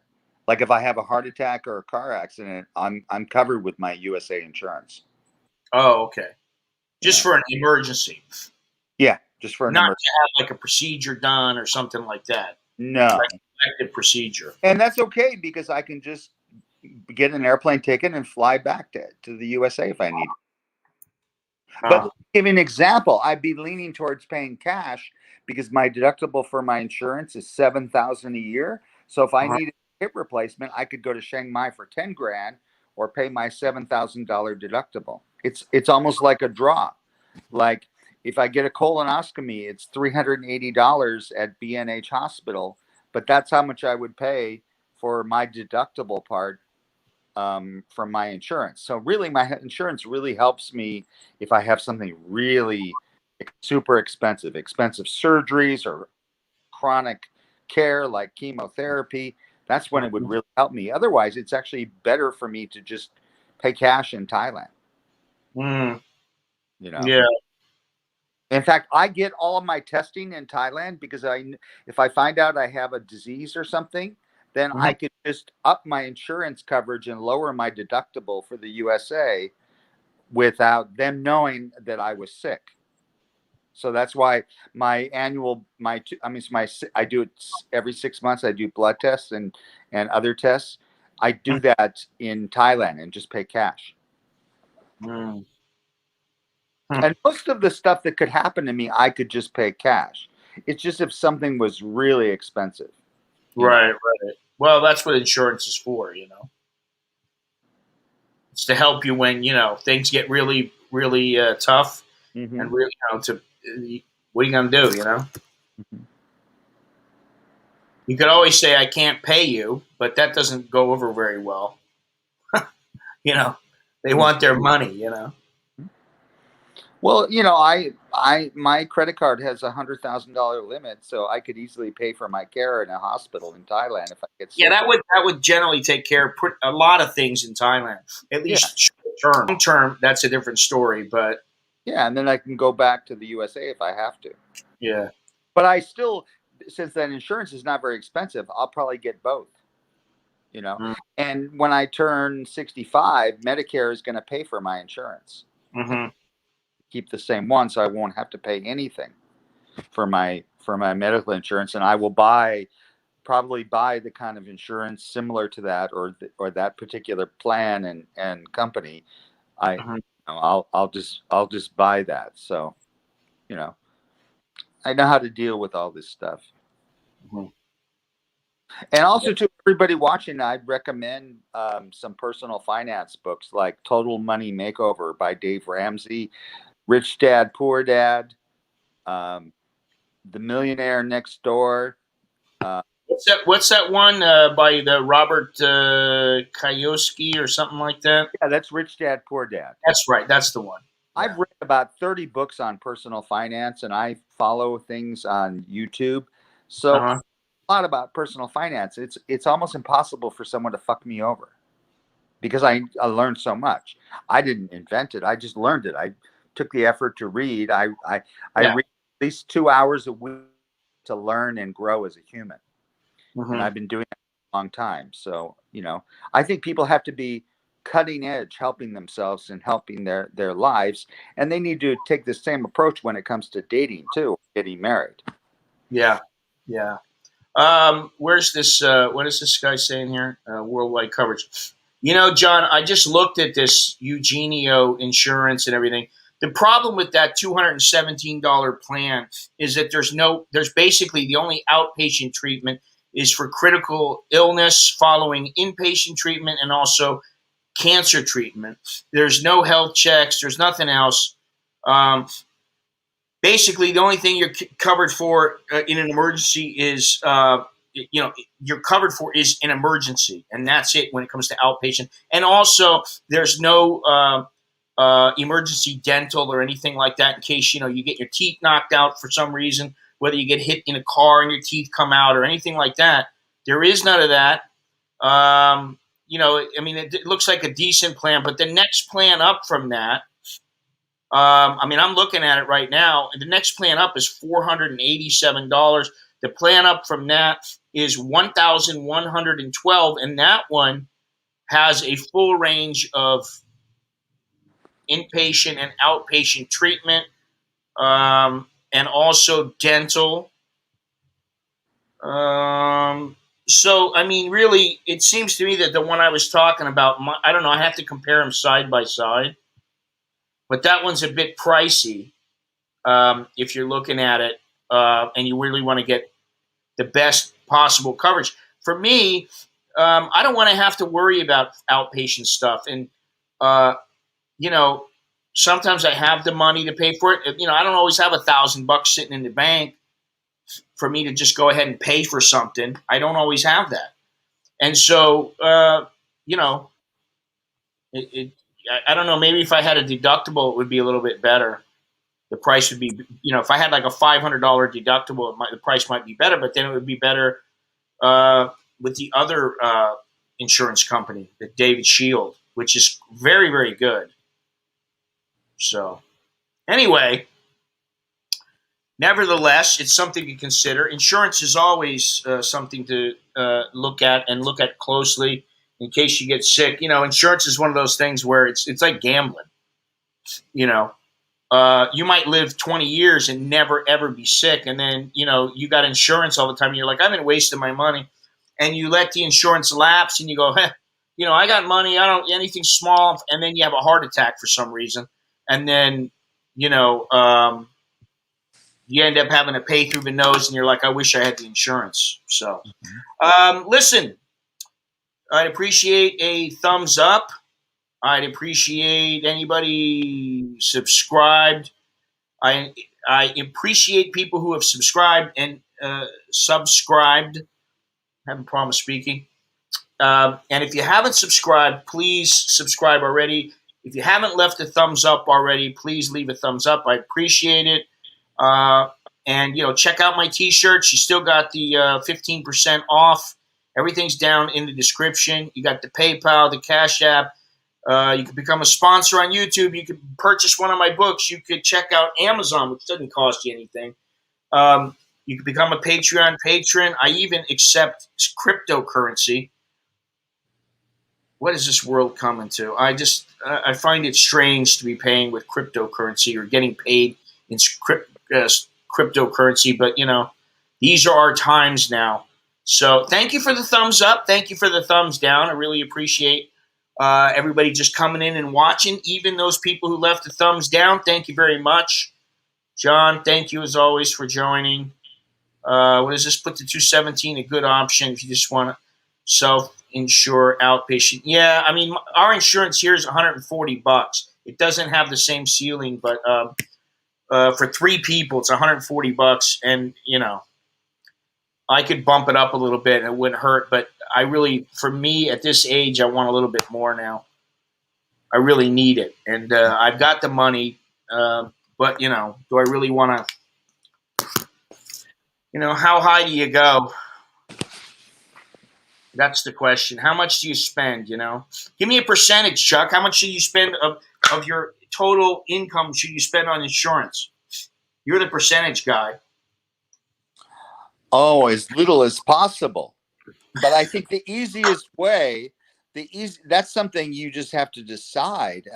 But the easiest way for someone to do better financially is to do what you and your wife do, and that's to live in a place that has really low rent. That helps your financial situation so much to have expendable income. But we don't have to worry about that, and that gives us extra income that we use for other things. I mean, listen, I got 2 kids in college. I don't care what anybody says, even in Thailand. The tuition, the books, the uniforms, going back and forth, eating, the field trips, all that kind of stuff, it adds up. And so, you gotta, sometimes it pays to cut corners. Have you heard of the term house poor? I've heard of the term cash poor. No, well, house poor is someone that has a huge house payment that makes them so they don't have any extra money at all. Oh no, I've never heard of that. But that's kind of like car poor. Yeah, there's car poor too. You are the opposite of house poor. I've never heard what they call that, but I mean, your rent is so low, and I encourage everybody that retires here, at least the first 5 years, you should be keep your fixed expenses as low as possible until you figure out how everything works. So I mean, listen, it really does help because I don't have to worry about paying it. And what it does. Listen, I'm still broke sometimes, but I'm not broke to the sense where it's like I have no money coming in or I have no options. I don't know what I'm going to do. Oh my God. I'm not, I've never been in that position. I've been flat broke where I don't have any money, but the bills are all paid. We got plenty of food where everything is good. And, like sometimes there are sacrifices that have to be made. Whether it's for me, it's my kids. Sometimes, listen, I've talked to the kids about it. Sometimes I got 2,000 baht in my pocket and one of them needs, 800 baht for the week. The other one needs 500. And then I'm like, okay, go get some food from down the street. That's a couple hundred. Next thing I know, by the time they buy some drinks, we get a couple packs of water or whatever. I'm like, man, I got 200 baht left in my pocket. And I'll tell Nicholas, I go, you see, I just had 2 grand in my pocket. Look how we spend money. So you need to think about spending when you're spending. You need to think about how you spend money because it's going to get, one day you're going to have to take, and it will come sooner than you think. You're going to have to take care of yourself. And, just the money goes sometimes and you're like, 1 minute you got it. And then the next minute you're like, all right, well, I have to pay all these things. And, so it pays to be frugal in other ways. And that way I don't have to worry about those kind of important things like paying, the electricity or the rent or, I never have to worry about that stuff. So, that's why I always feel good. I don't have to worry about that stuff. We always have food. We always have, and so this is something that you figure out over time. And when I was younger and I first came over here, man, there were days when I'd be like going, well, I got money coming tomorrow, but I don't have any money. And I'd be like, there were times I was living in a little apartment by myself. I didn't buy food and cook food myself. I just went out and got food. You know what I mean? So I'd have to time it right. I'd be like, and I'd go out and party and do things. That was just stupid. But I learned from it. It takes time sometimes, especially here. It's easy to be lured in. Lured in by the fun and the women, the partying. Speaking of lured in, I would recommend for everybody watching and tell everyone. I don't know why, but for some reason, many people who come to Thailand and live in Thailand end up becoming alcoholics, and some of them drug addicts too. And I don't know why, but it just. Or a lot of people could be sober for many years and then come to Thailand and then, go, Maybe it comes from boredom or from being alone. Yeah. Like sitting on a bar stool every day. Right. Whether it's in Bangkok or Pattaya or wherever. If you got a family or you got like a good woman by your side, she may go, okay, it's Friday night. You want to go down to the bar with the boys. Okay. but normally they're not going to allow you to get drunk to the point of, I mean, there are functional alcoholics. I mean, that's a completely different story, but I understand what you're saying. And yes, it is very easy to get into that situation. And I've known several guys who basically they became addicted to the bars, addicted to the women. And the next thing you know, they're constantly drinking.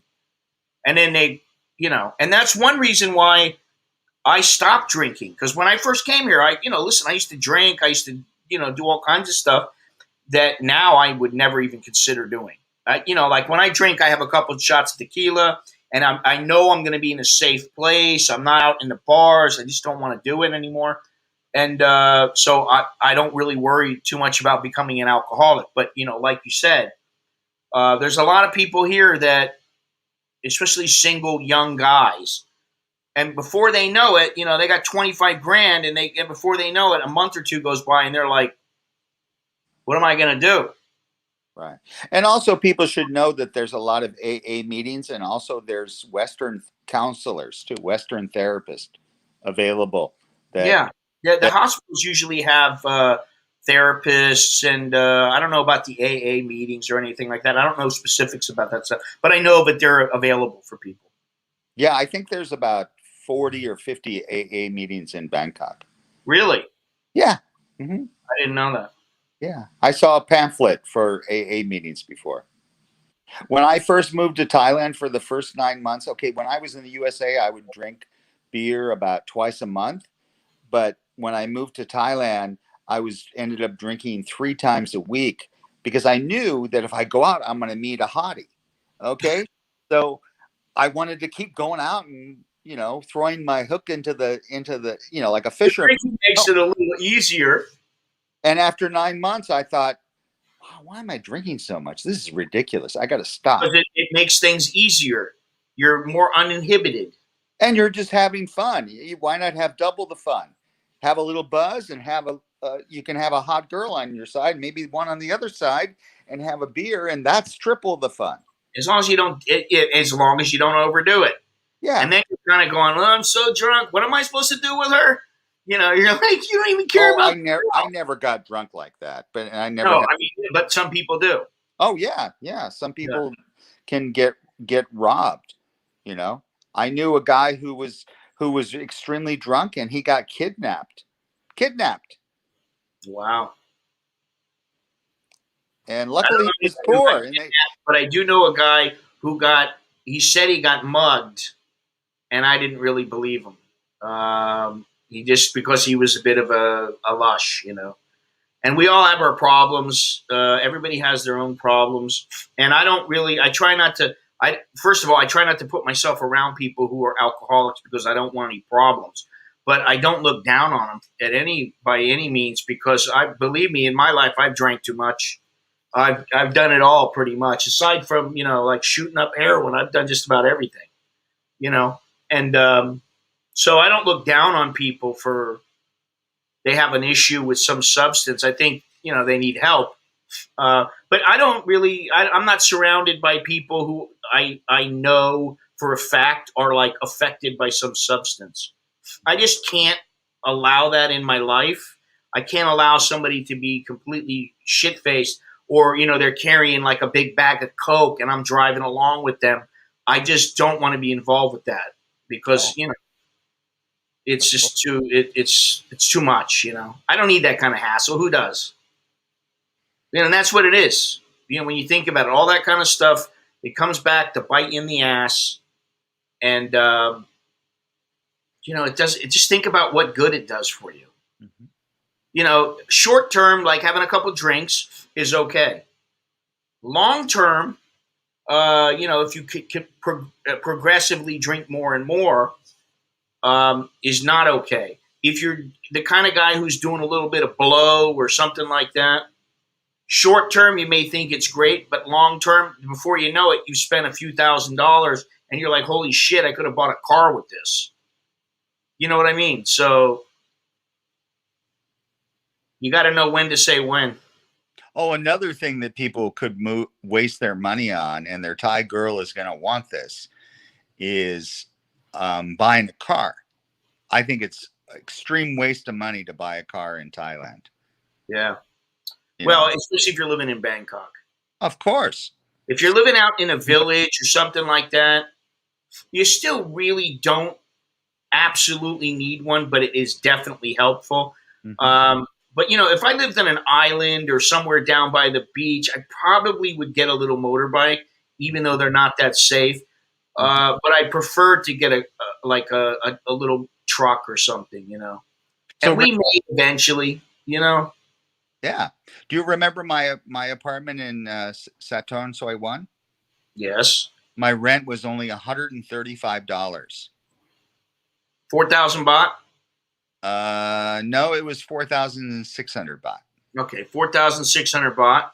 Yeah. I So was a little surprised. that my income is very good and my assets are really good, Yeah, but willing you to still do- stayed on the cheap.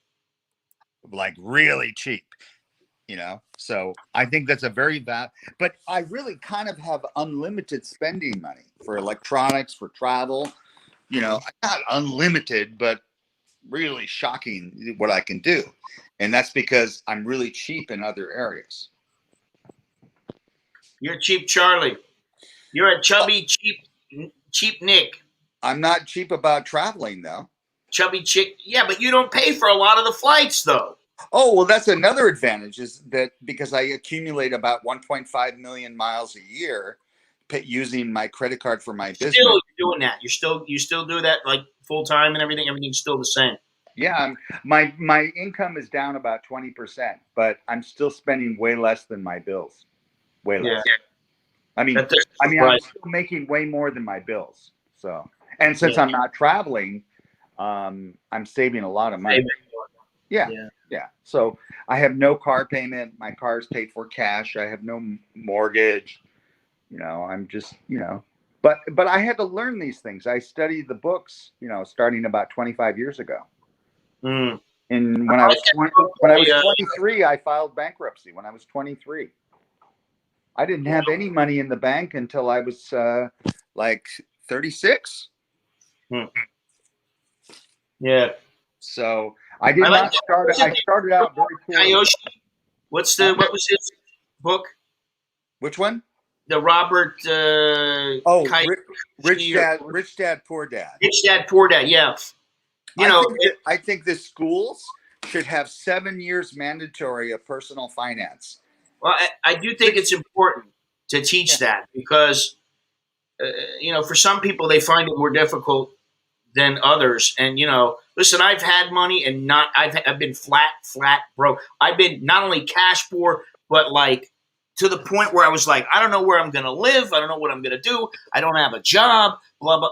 That's happened to me once, and then once when I moved to California, I didn't have a job. I didn't really have anywhere to stay. I had a friend who was going to let me stay at his place, but I didn't want to take advantage of that. And within 2 months or so, I moved out and had my own place and had a job. And I wasn't well off. I was young, but I was 21 years old. But that's what life's about. It's about the whole experience, up and down, good and bad, and you learn from it. Yeah, so, and people that move to Thailand or just retire to Thailand, if they're really disciplined, they can have a great life of a lot of great dating or getting into a relationship or getting married, and they can live really cheap and really have an excellent life. Dating can add up if you think about it. Huh? The dating can add up. If you're dating 3, 4, 5 times a week, listen, you don't have to take the girls to, out on for street food every single time or something like that. But, if you get to know somebody, you don't always have to take them to a nice restaurant or you don't have to take them to McDonald's either. But, you don't have to take them to a real fancy place. You don't have to do that every time you take somebody out. You don't have to do that. They don't expect that here. It's just the way it is. Yeah, I go to Fuji Quality. Fuji's all right. Yeah, I'm not saying I love that restaurant, but that's kind of... No, I'm a bit tired of it, to be honest. But I'm a bit tired of a lot of the chains. And, Fuji, the last time we went to Fuji, me and my family, I don't remember how much it cost us, but it was about $40 or $50 for all of us. and which is not too bad really. But they made us sit in separate booths. We couldn't even sit together. So it was like, you know. But you know, me and Bo we're always thinking about, you know, should we go out? Do we really want to go out? And most of the time, we would rather be home and cook something or just order in than go out somewhere. We just would. You know, we just. I got no problem staying at home. You know, I like to go out once in a while, but that's about it. You know, and so that has kept down some of the bills, like for transportation. I don't spend as much as I used to traveling around because I used to go all kinds of places, and also travel. You know, I mean, I used to piss away quite a bit of money traveling. I mean, you know, if I'd go to Cambodia, it was always $1,000. Myanmar, $1,000 at least. You know, so you know. There are ways to get around it, but you know, one of the things was that in the article that I was reading from the girl that I was talking about earlier, she had some good points, but even she was like, "Listen, you know, if you want to really be comfortable in Thailand, like $1,500 is a more accurate figure as opposed to say 800. Because if you only have $800, just figure something out. $800 is only $200 a week. That's not all that much." You know what I mean? Like, and I've lived off of next to nothing, $100 for a month for 3 months, and Wow. I've lived off of you know, 5 to 10,000 US. I didn't know, you know, I didn't always make 10 grand or 8 grand or anything like that, but say 5 grand, and you know, that's tax free. So that money goes right to me, which goes right to the family and to everything that I do. And so that was a very good. Listen, I wish I was making, you know, 10 grand a month now, you know, but that's the other thing is that while it's great to cut back, it's also, you know, if you have a chance, if you only have to work another year. I talked to Jono about this. I've talked to several people about this. If you need to work for another year or two and you're going to get a larger payoff from your job or something like that, then it benefits you to just take that extra time and say, listen, Thailand's going to be there. I can take it. I've been doing this for how many years? 30, 40 years, whatever. I'm going to take working an extra 1 year, 2 year, even 3 years or so, you know. It's good to get away, but like if you know you're going to have more money, then you know the money is what helps you here. You know, it always does, and that's why, you know, my wife and I are constantly thinking about, okay, so we can save on this, we do this, we're like manipulating chess pieces all the time. Just like you are when you want to get a deal on something, you don't want to pay top dollar for it, right? Mm-hmm. You don't want to pay full price, you know. It's a thing. You know, what's the old saying? Never pay full price. Mm-hmm. You know.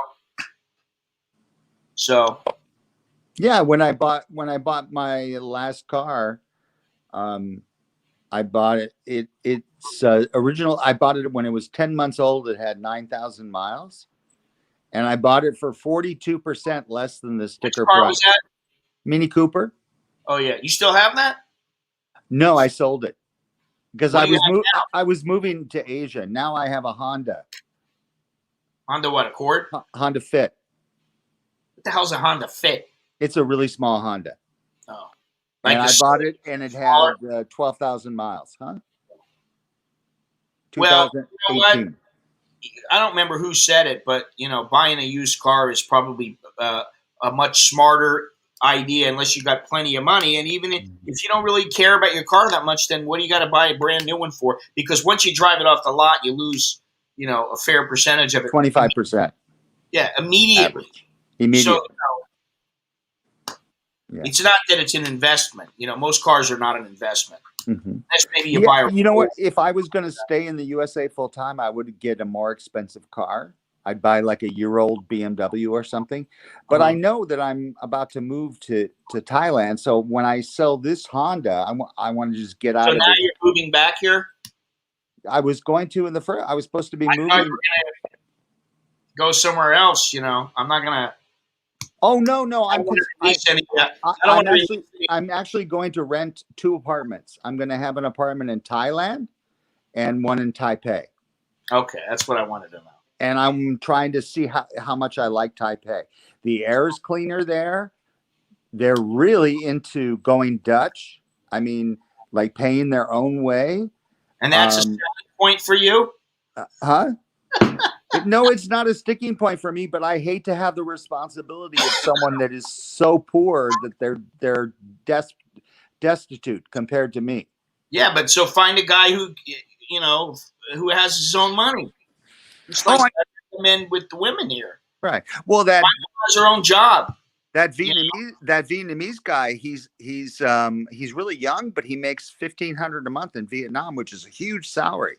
Mm-hmm. So he has no money problems at all. In fact, he said I could live in his apartment for free. Well, wasn't that nice? Yeah. So. All right. Well, listen, this is a long stream today. And, nobody is commenting. I don't know why. We got 39 people left. So we haven't lost all that many people from the stream, considering how long it's been. But nobody's commenting. Nobody has anything to say. I guess they're enthralled by our conversation. I don't know. They're enthralled by you. Your hyper masculinity. Yeah, okay. All right. Anyway. That's another secret, guys. Man up, and you'll meet more girls. I'm going to put the big screen on me so that I don't have to focus on you saying that.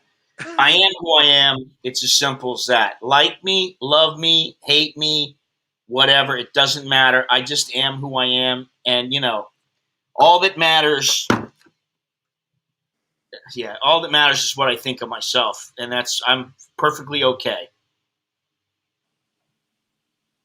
And what matters, too, is what your wife thinks about you, too. Well, what I think about myself is important because I know how I am, and then I know that she likes that. My kids like that. They like me as a person, that's so as long as I conduct myself in a certain way, they're okay with it, And they know all about the streams. They know all about the how I talk, and they know everything. They're not blind. Well, I've been with them. You're the same person. Yeah, exactly. The same person, whether he's on the stream, YouTube video, talking to me, talking to his kids, his wife. He's thing. Wait a minute. However, I don't blast people as easily as I do on a stream or something like that. I don't give people as much of a hard time. I'm quite a bit more tolerant. Well, I've seen you blast them in person. Well, but did they deserve it? Yeah, but you might get us beat up. And I don't know how to fight, Scott. So I don't know how to fight either anymore. I'm an old man. I have no idea how to fight. No idea. I'll be like, yeah. It's a good thing. It's a good thing. Anyway, we don't need to see your little my gay fight. Yeah, we don't need to see that. Transgender can kick my ass. Listen, but you've done all right for how old are you? 59? I'll be 59 March 13th. Okay, so for 59 years, you've never fought one time in your life. Not even in elementary or junior high school. Honestly, I wish I could say that. I really do. I use words to get people. Well, like that's a good way. I'll get revenge like 3 months later in some way. I mean, that's a good thing, Chuck. But believe me, I don't know how I can say this without, I don't know how this is going to come off. But really, I think it's much better if you can just talk than getting violent. And, the thing is that there are times when violence can be enjoyable to some people. Myself included. I don't like to be that way, but once I'm in it, then I enjoy it, and it scares me. It's a bit scary. I told that to my mother once a long time ago, a couple years ago. I said, she had a little issue, and I said, "Do you want me to come home? I'll take care of it." She's like, no, you don't have to do that. And I was like, okay, I was just offering, just in case. If you want me to take care of it, I will, I just never get that mad. And I don't I get don't get mad, though. I'm not mad. Sure. Honestly, I may get, this is something I'm going to talk about in a video in the next couple of days or so, maybe the next week, because somebody commented on something, somebody that comes into the stream all the time, he commented that he thinks that I am sometimes frustrated with people for a variety of reasons, but I'll get into his comment in the video. But and there's a difference between frustration and true anger, like full on anger where you want to hurt somebody. I don't usually get like that, where I really want to hurt somebody, because I don't want to hurt people. I don't like that. It's not good. Mm-hmm. And the thing is like I said, once it starts and I feel it's warranted, then I do enjoy it. Mm-hmm. And I don't want to be that person. You know what I mean? Like, and I'm an old guy now. I don't need that kind of shit. You know what I mean? It's just foolish. And I don't want my kids to be that way. Mm-hmm. I prefer that my kids were more like you, in that they didn't ever have a fight. They didn't have to, but they could still defend themselves. That's I think the best way to me. I mean, like, if you can fight a little bit, you don't tend to go out and lash out and fight people just for no reason at all. And, I don't want to be that person. I never have wanted to, Somehow you survived and you made it, and you're getting mellower as you age. So I think you're fine now. Well, yeah, I hope so. I mean, when it comes to being mellow, generally, yes, I am extremely mellow. People may not gather that from me, but at times, because of I may be animated or whatever on a stream or something like that. But like with even with my wife, sometimes I get I get animated, and she'll be like, hey, calm, and my kids go, hey, calm down. I'm like, I'm calm, but I'm trying to get you need to understand this, and sometimes for whatever reason, people are busy doing their own thing, and yet they want to know something, and and I was like, wait a minute, did you even hear what I said? Because if you didn't hear what I said, then what am I talking for? You know what I mean? Like, that's about it, though. Nice to hear tough love and advice sometimes. Some people need it. Some people need the tough love. Some people don't ever listen to it anyway. And like, some people need advice. Like for me, if I need advice, I call someone I trust. Mm-hmm. I ask questions of people I trust. Well, I think people that watch you on YouTube trust you, and I think that they really need you. I'm not saying everyone is taking your advice, but I don't know about that. But it really, you drastically improve the quality of life of people. Drastically, if they listen to your, what you experienced, and that's nice to hear. And you know what? Even though I have a lot of those boundaries, I watch you. I started to be a fan because you reinforce what I believe already and make me stronger, so I don't slip a little bit. Well, some of the things that I say, especially about relationships, I've gone through. Mm-hmm. I know what it's like to say something to a woman and she threatens to break up to me, and I'm just in near tears because I'm like this. She's like, I really like this girl. What the? And then I'm like, what the fuck am I doing? She was a bitch, or something like that. She's a bitch. I called her a bitch. She wants to dump me because of that. Hey, okay, see you later, honey. Stop being a bitch, and I won't call you a bitch, because I wouldn't call you a bitch just flippantly. I would not just say it and for no reason. Mm-hmm. You know what I mean? I don't do that. I mean, that's the thing. I don't stay married. I haven't stayed married for as long as I have by being a total asshole to my wife. And I've been in relationships, fairly long-term relationships, 5 years or something like that, 3 years. And,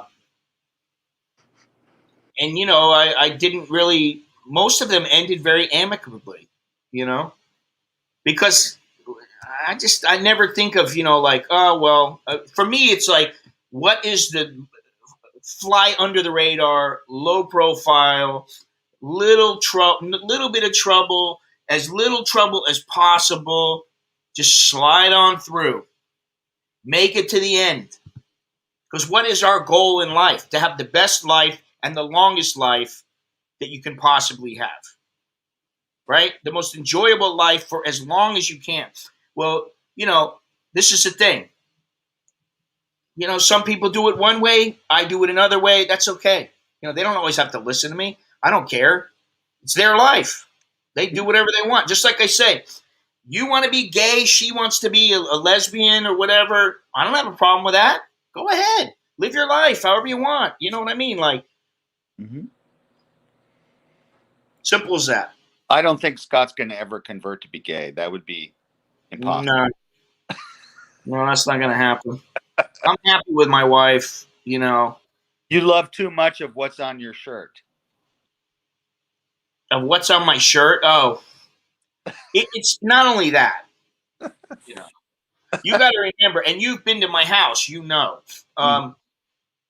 you know how my wife is. Oh, I love your wife and your kids. They're fantastic. Yeah, I mean, my wife is, she's very good to me, and I'm good to her, and she's my best friend, you know what I mean? And like a lot of guys can't say that. Yeah, and you're both good to your kids, and your kids are so well. They're strong, but they're also Thai. They really became both of you. Yeah, that is true. I can see the Western in them, and I can see the Thai in them. Yeah, I'll Really say cool. that the Thai is starting to, they have to exhibit their Thai-ness more than they do their Western tendencies. And I'm seeing that now because they're going out into the world and more than just going to school and coming home. Yeah. But if they went to the U.S. to live and work, they could hit the ground running the first day at work. I think they probably could in the right environment, but I think it would have to be the right environment. Well, at least within a month, they'd get used to it. Yeah. But, end result is as long as they're good kids, whatever they do, as long as they're happy, that's really what is important, And I never thought of it, and now I'm older and I do think about it, but raising them for me is really it. Listen, there were things I wanted to do when I was younger, besides the traveling and stuff like that. There was a lot of other things I wanted to do and things that I'd like to do now. And sometimes I think I don't really care about that. I'm going to be gone for a long time, or it's too dangerous or whatever. And it's not as important as making sure they're okay, making sure my wife is happy, and and maybe that's about responsibility. Taking responsibility and being more responsible as a man. I don't know, but everybody changes, and what I've noticed is that most of the people that I communicate with,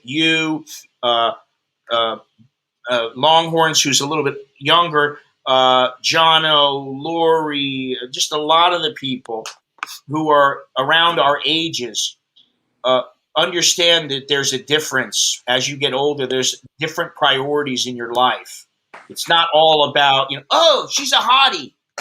That's a very simplistic life. She might be a hottie, but for me, I'm like, okay, she's hot. Great. Now what? So I found out from the general manager of Choreo Tours that on September 1st, we're allowed to start going to North Korea so I want to take you to North Korea. All right. Stand to the stream. I think it's going to be a kick. It's, we'll talk about that later. I think we're at the end of our stream here. It's 4 hours now that we've been on. God, then we better get off. Yes, we better call it a day or call it a night or whatever. So thank you, everybody, for joining me. Chucky, I'm going to say goodbye to you first. Okay. So take it easy. I'll talk to you soon. Okay. Have a great day. Bye. Good night. All right. So there you got it. That's a 4-hour stream. It's time to say adios. Choke D, jerk and mine, all that good stuff. So I appreciate everybody being here. Hope you enjoyed this. This stream was a bit all over the place, but we did talk about retirement and how much money you need and everything. So I hope you liked it. Until next time, I'm Scott. I'm an American in Bangkok. Choke D, jerk and mine. All right? It's good luck, and until next time.